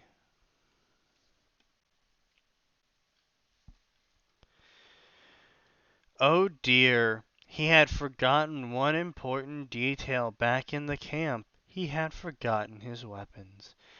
Damn my forgetful being. By the gods, by the number of things they could have given me, it had to be forgetfulness. He paced back and forth, his head steaming with rage. Looking for these, Dragonborn? A familiar feminine voice said. He turned and saw a woman in royal vampire armor, immediately smiling. Well, well, well, if it isn't Lady, capitalized Lady, Serena, vampire of the Volkir clan. How may I be of service? He bowed to her, making her laugh. Aren't you forgetting that you and I have the same blood? He thinks for a second and then chuckles. Well, damn me. My memory is degrading faster than I expected due to lack of sleep, apparently. Oh, yes, What have I'm I sure what have I that's what it missed? is. What have I missed? Cancer is cancer being cancerous. Yeah, sorry about that. I had to have a quick conversation.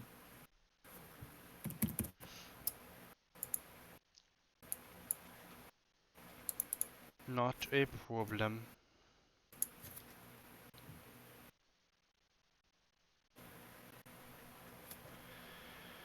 Are you caught up? Okay, hold on. Let's see. Damn I being forgetful. Okay, wait. Elder Scroll, a handsome rogue, he's talking to himself. Check the supplies.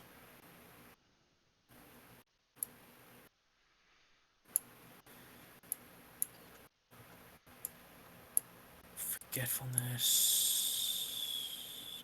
Okay, wait.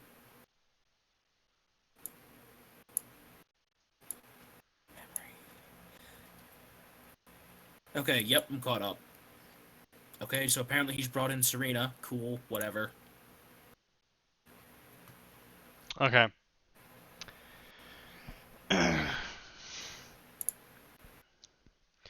Serena then frowns. You still have the nightmares whenever you sleep?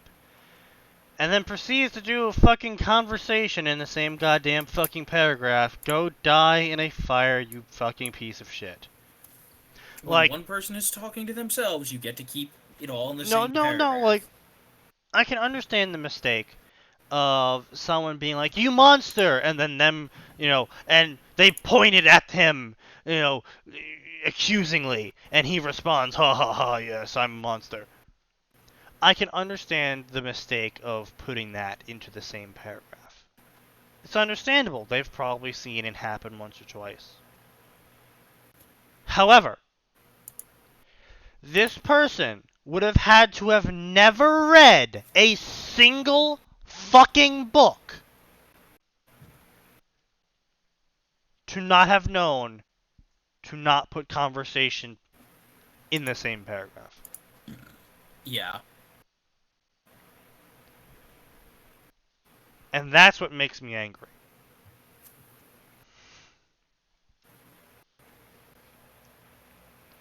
Because it's not even like, oh, she said something and he responded. No, like, they're having a full-on conversation in the same fucking paragraph. Yeah. He turned and saw a woman in royal vampire armor. Again, this is just another problem. You've given a descriptor that, while it's perfectly adequate for the game world and will tell everyone exactly what Serena is wearing, even... It's not... You could have said... You could have just changed this one little change. Regal vampire armor, or regal seem... Like, one itsy bitsy little change, and you're not gonna break anyone's immersion.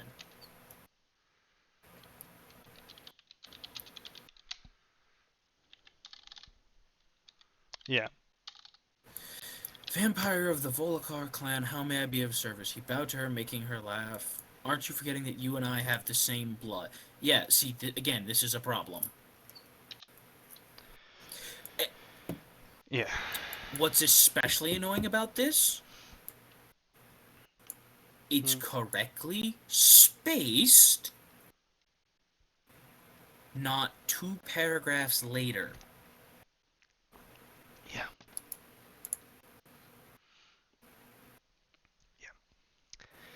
And it's serious enough that you've been going on for it's been going on for 20 years. Huh, has it been that long? More conversation in the same fucking paragraph. Anyways, why'd you come here? Left these at the camp you were in. Always knew I could count on a 4,253-year-old vampire to look out for my stuff. Was that? I'm pretty sure that's not how old she was.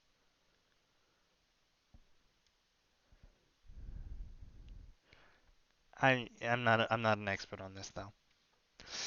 He looks at the pile and smiles. And looks at the pile, taking and talked about his personal loadout, and talked about his personal.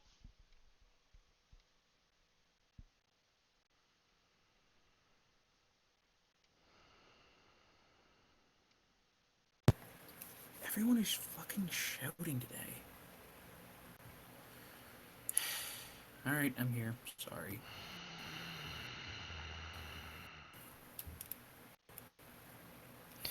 You're just in time for him to pick up each of his weapons and tell Serana, who knows about them, what they are.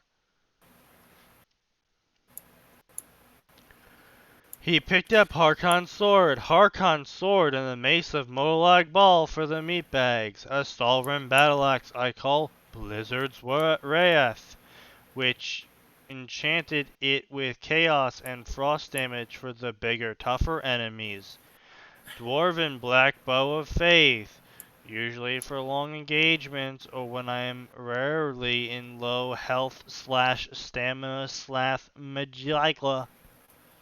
Again, just... The Staff of Magnus would be my preferred staff, but the Wabbajack is just too much fun, so I decided to bring both. Makes no sense. I also have some spiders I got when I explored Solstheim. Mostly exploding spiders like Flame Frost Shock and others more.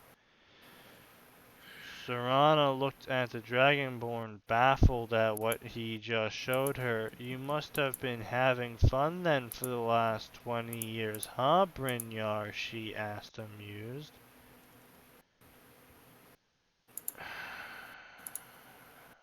I've been searching for things. Oh, let me help you search for things.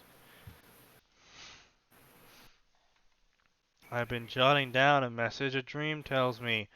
Oh, what kind of message? Here's it goes. I'll tell you the message. I've never heard of that message.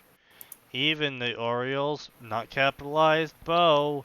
Prophecy had more insight than this. Speaking of that bow, he goes into his infinity chest and pulls out various items before getting to the legendary bow.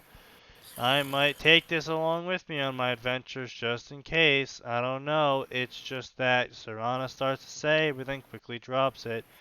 Brynjar notices this and decides to shrug it off. Anyways, I've been forcing myself to sleep trying to get the full message. I've been in touch with some other forces that could help me. Wink. She couldn't help but smile. After all these years, he's still the same kooky, smart-ass Dragonborn. Okay, I can't take chaotic stupid anymore.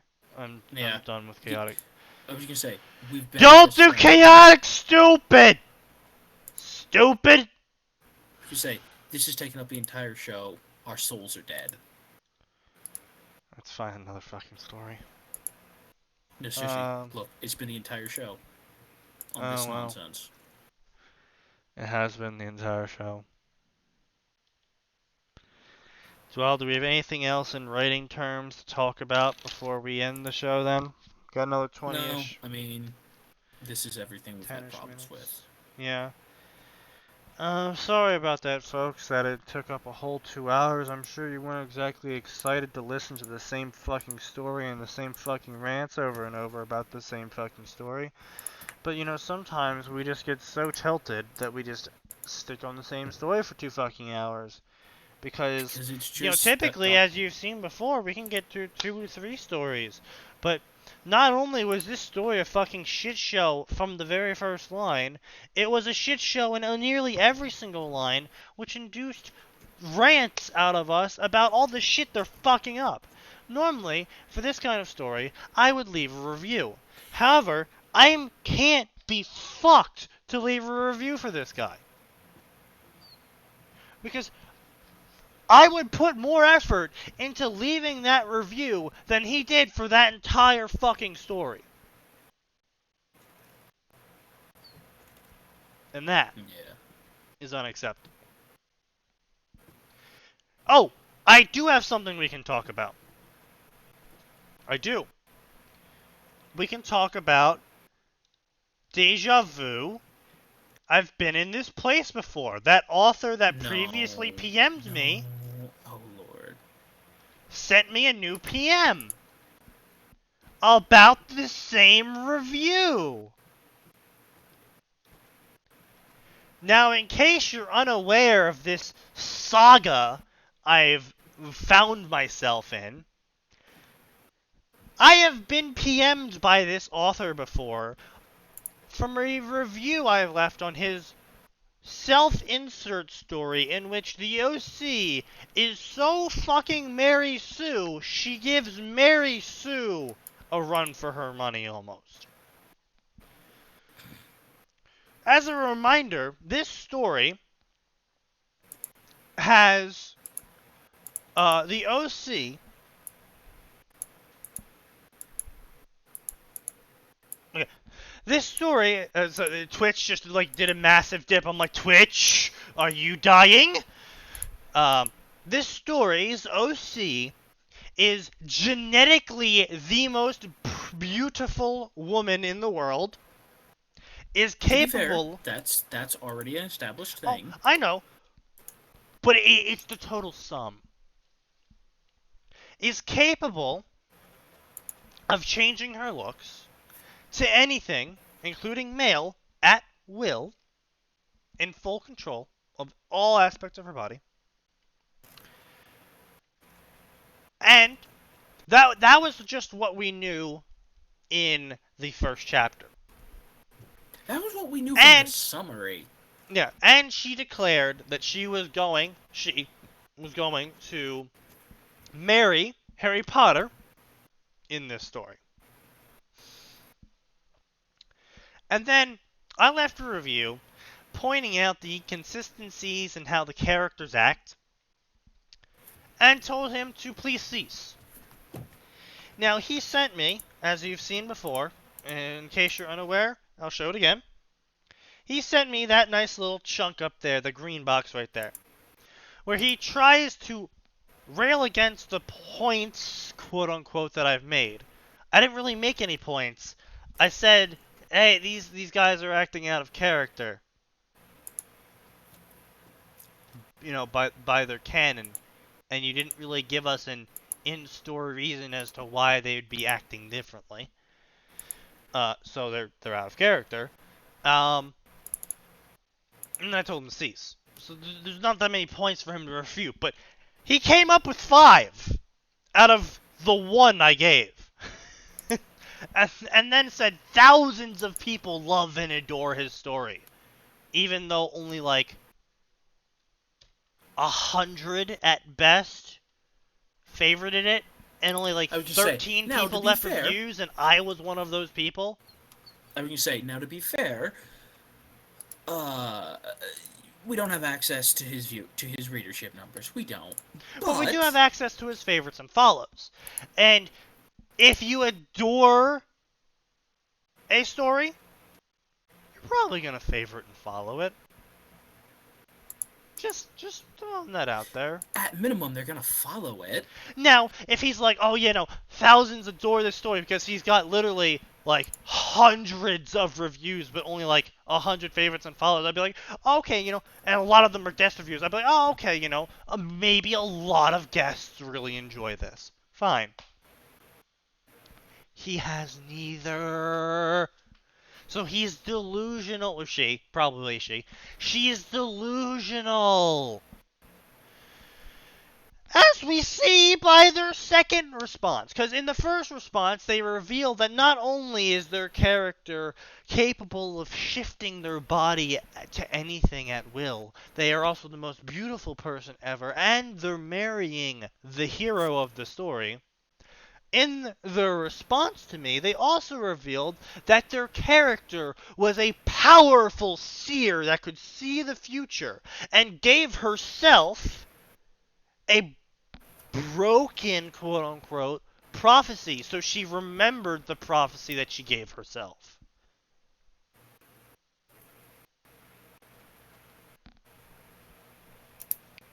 Obviously, I pointed out the numerous flaws in all of his points. And he or she responded with apologizing to me and saying, I was right. So let's get to the new one then.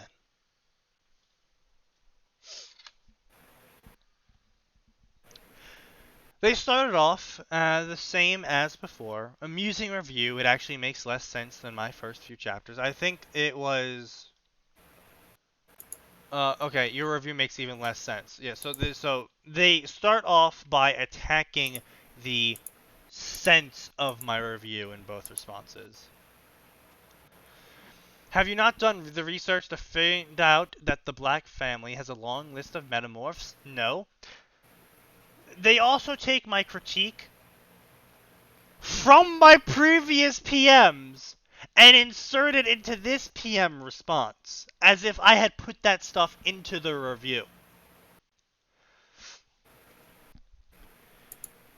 My critique of his character was that she was all of those things at the same time. Metamorph, fine. Which is ability to change your body. Vila, which is the prettiest woman, fine, sure. Seer, fine, sure.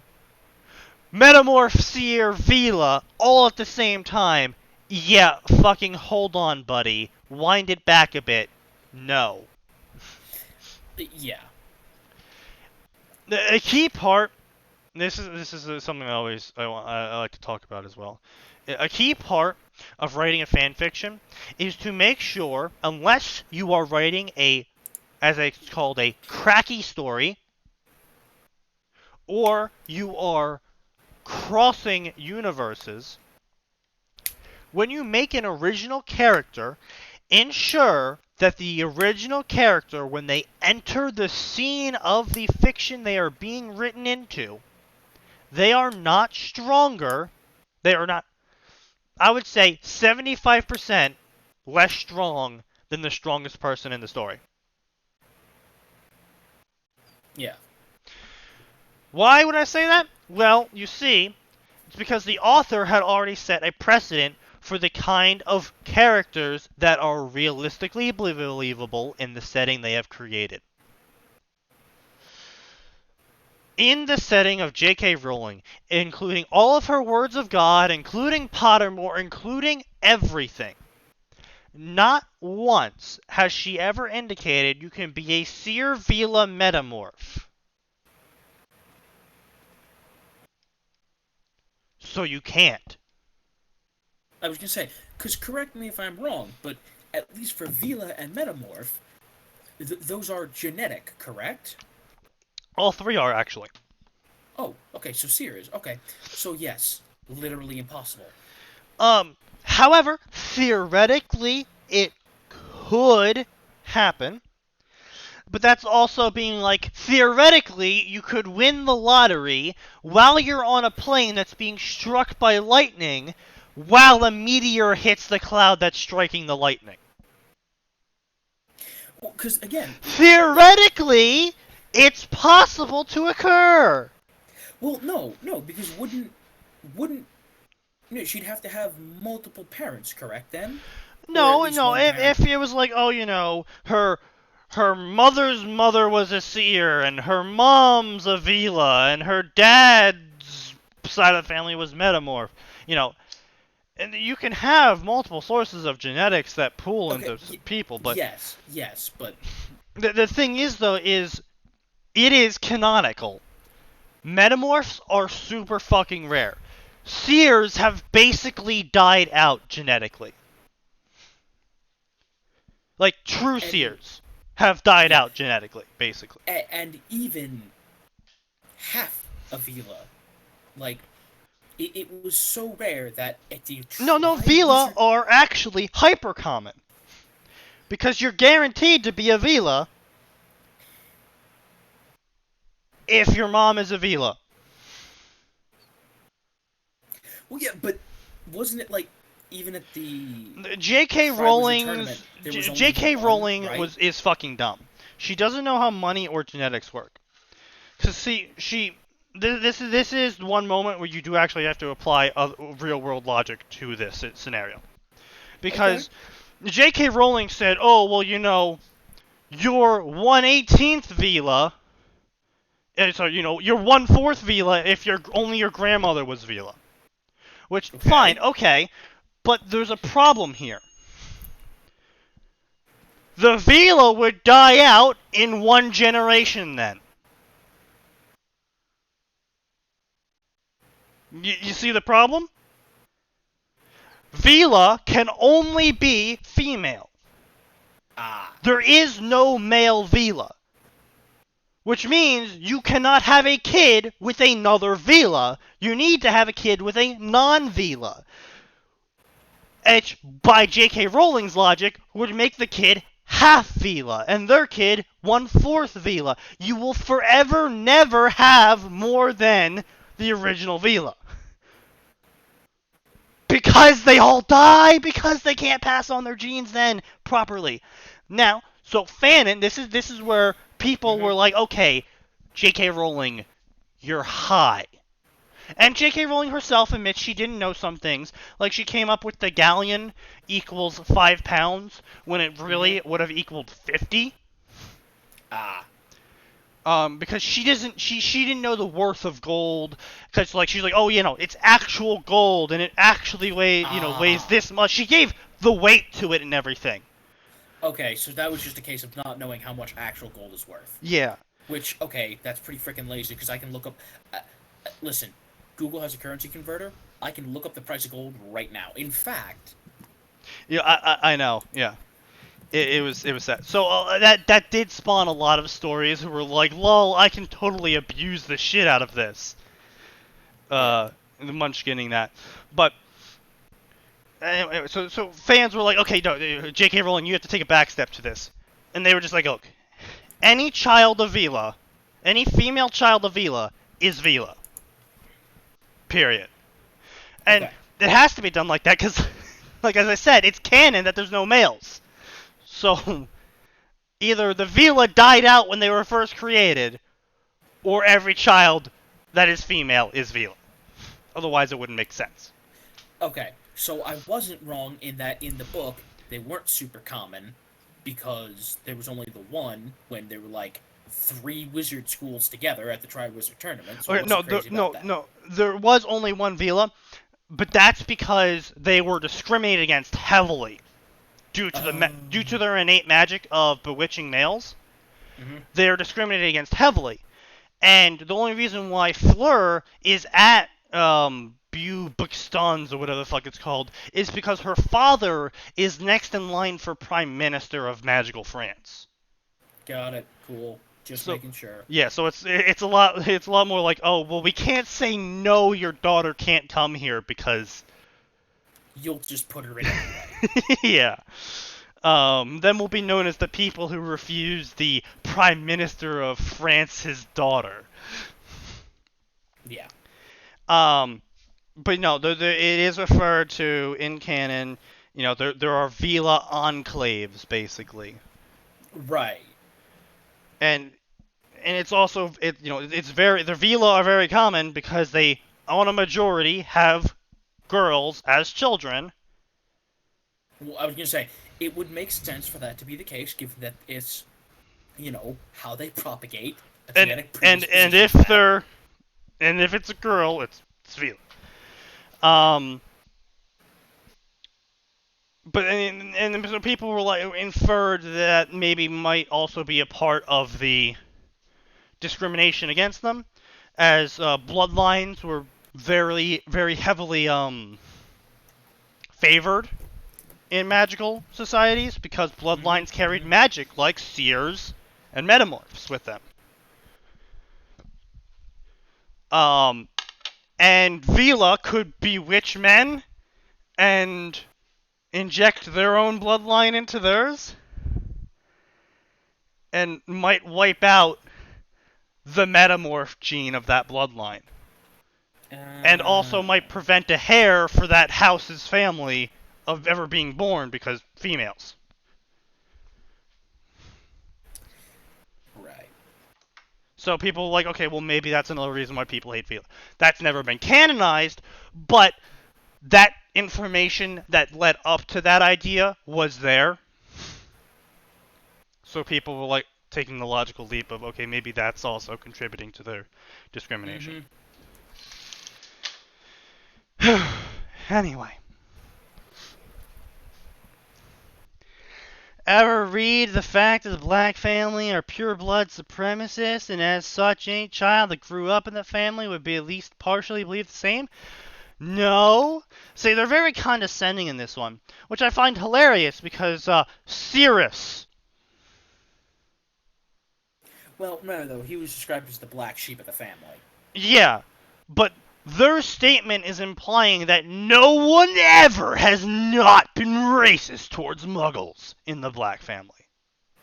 Well, I was gonna say, and not only that. Aside from the fact that Andromeda fucked and married one and had a kid with one, and Cirrus went off and I was gonna say, got a fucking motorcycle and listened to punk rock and, I was gonna say, well, and here's the other big freaking problem with it. Sirius was rebellious as hell, and he was a normal child. Yeah. There was nothing weird about him. Yeah. This is part Vila, part seer, part metamorph. Like, Yeah. based on what we know about the Black family, she would have been killed in her crib after the first medical spell was run on her. Yeah, no, pretty much. That was one of my original points. I was just like, look, sure, maybe the kid grew up amongst racists, but that's like the black guy joining the KKK. It doesn't happen because they are specifically targeting black people. Well, because, and the problem here is, like like if the author had written her with, some massive and crippling self-esteem issues. Yeah. See, then maybe if the author had angled it like, she was allowed to live because she carried the metamorph genes and the seer genes, and they're like, oh, well, we can't kill her because she's too useful, even though we think she's a piece of shit because she's not human. Yeah, I would believe that. If all over the story, she's either certainly in the first year, when, she's fresh out of being from the black family, regardless of who else was there, she'd have basically no self-esteem, and she'd think of herself as, useless this and worthless hybrid monstrosity who's only useful for her powers. Yeah. You know what? No problems with that, because that would make sense. No, they had her be bestie friends with some really extreme racists, and like, I pointed this out in my previous in my PM conversation with them, is for discrimination, racist blood purists just happen to not be racist to the non-human, Taken from the Wikipedia of Harry Potter itself, prejudice against half-breeds appears relatively common. Half-breeds were referred to as humanoid-looking. Yeah. Yeah.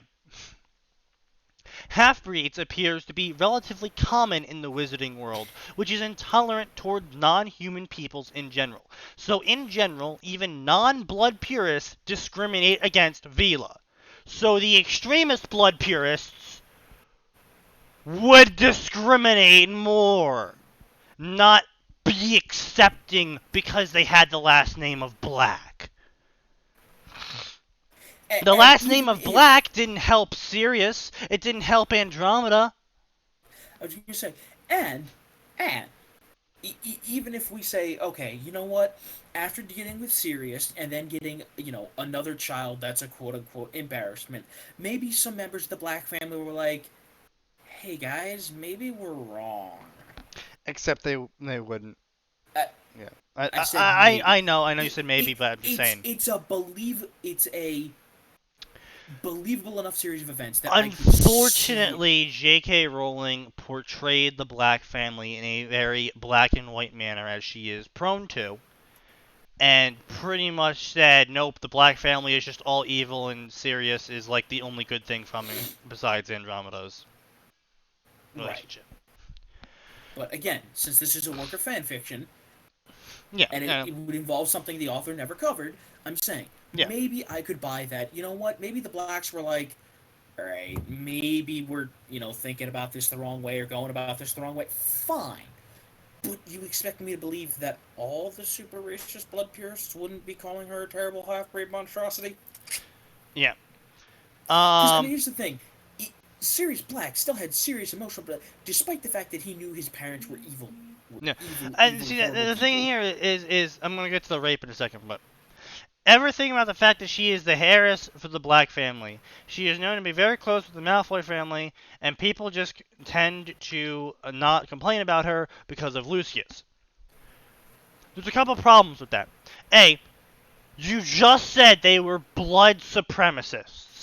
Ergo, they would not name a non-human in their eyes heir to their family, no matter what. They would literally name anyone else. Especially because she's not male either. Especially because she's not male, yeah. They would literally name anyone else heir of the family than to let it fall into the hands of a filthy Vila. As said in canon when referring to Fleur. Yeah. Like, for crying out loud, despite the fact that he went against literally everything the Black family believed in, he was still the heir because he was the only male heir. Yeah. And they're like, it's like, I hate you, you are a complete and utter embarrassment, but you are still the heir. Yep. Okay, then, so, keep in mind, I only read the first chapter of this story, and the author's coming at me with like, oh, well, didn't you know she was raped by muggles and hates them with a passion? Add that to the teachings that she's taught that muggles are animals because they don't have magic. Okay. A, I can't speak on rape because I've never been raped. And I'm not the person that's like, oh, well, because you've never experienced this, you can't say anything about it. I literally cannot say how someone would act post-rape because I have no way to sympathize or empathize with the experience. Is it terrible? Absolutely, and there's not a single question about that. But we aren't them. I can't say anything about it because I don't know. And the problem here, though, is this kid, because they're a kid, like, before the story starts, they are 10. Which means they were raped by a muggle at some point in time between being born and being 10 years old. And they were clearly over it enough that they could interact with people normally, be happy, and not have any traumatic stress disorder. from what we saw in Chapter 1. Because that's the thing about characters. If you're going to say, is repression possible? Maybe. Sure. But then you can't say, oh, well, that's where all their hate stems from. Well, they're repressing it, so how would... You can't say, oh, well, their hate comes from being raped. Oh, but they're repressing being raped. Okay, well, then either they don't hate them because they don't remember being raped, or they were raped and they repressed it and they don't hate them. Oh, look at that! You just played yourself.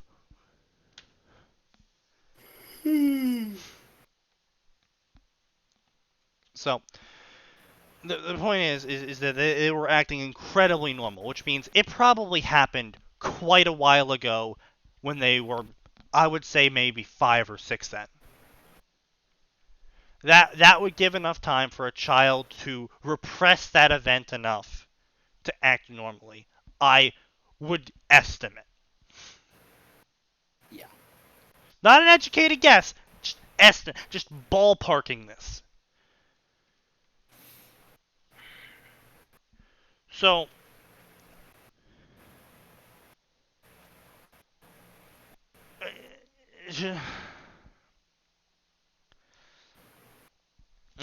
where is she getting the idea that she's marrying Harry Potter? Then, she's a seer and she's foreseen she's gonna marry Harry Potter, but she hates Muggles and his mom was a Muggle born. But that's okay because author handwave. You know what I'm saying here? Like, by Chapter 0, before the story even starts, she's accepted that she's going to marry Harry Potter. And she knows, as implied by this author's ranty rantness, about Harry Potter, all about Harry Potter.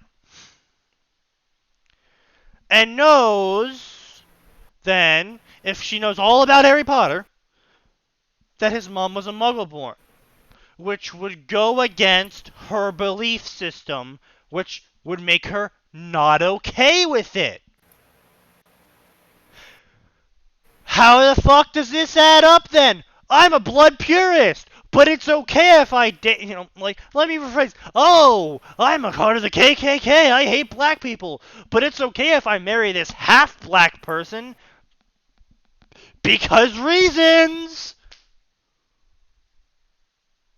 You see how fucking stupid that sounds?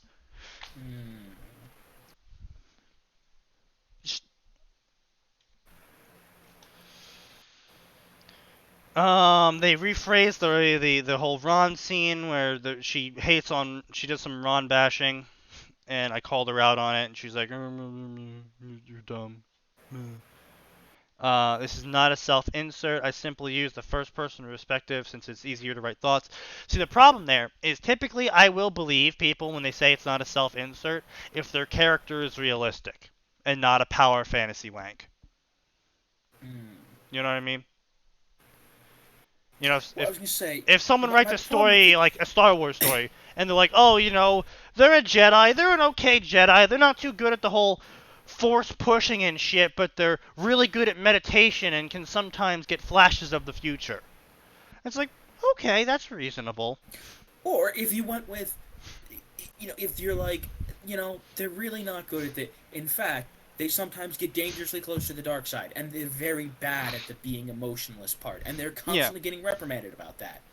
But but because they're constantly running really close to the dark side, they're much better at combat, and they're focused on it. I'd be like, yeah, cool, I'm totally fine with that. And that's when you throw in the fact that they use Form 7, the style used by Mace Windu, and I'm like, yep, makes perfect sense from what you've told me of that character. And then you go, okay, yeah, I can believe that. And you're like, oh, but it's not self-insert. You're like, okay, yeah, I can believe that. It's just a normal original character. I still wouldn't care because it's a reasonably balanced character.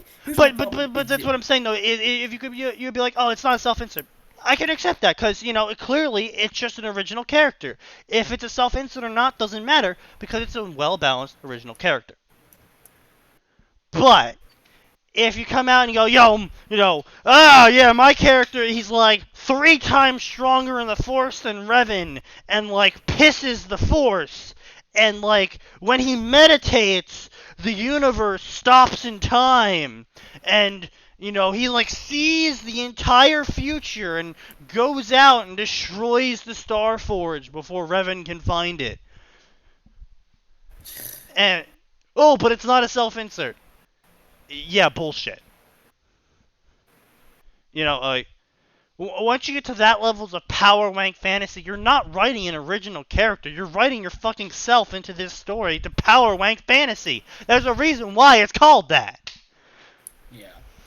But anyway, that's case, it. We're done with the PM. Closing comments. Yeah. I don't care if this is, the author's self-insert or whatever. My problem with this is you've already given them a giant leg up in the Harry Potter world by making them from one of the named families. Yeah. That's a giant leg up. And now you've made them a seer. That alone would be massive. Then you made them a metamorph. Another massive leg up. And now you made them a Vila. Yeah. Man, if this was an RPG, I'd need a long-ass list of character flaws for all those straights, kid. Exactly, yeah. Yeah, no, it's We need some balance, and you don't have it. Exactly. Anyway, so we took it a little bit over as an apology for the fuck-ups we had in the beginning. Hope you enjoyed the stream. If you stayed for the entire thing, holy shit, kudos to you. You probably enjoyed it, which means that you'll really enjoy seeing the rest of them if you haven't already, which can be found at our YouTube channel in the panels down below. Just click on the giant not dolphin and not trash can picture, and it'll take you right to it. As always, this show takes place every Tuesday and Fridays at 7 p.m. United States Eastern. Joined typically by Max Force and Atin and your host, SneakyDevil. We will see you next time.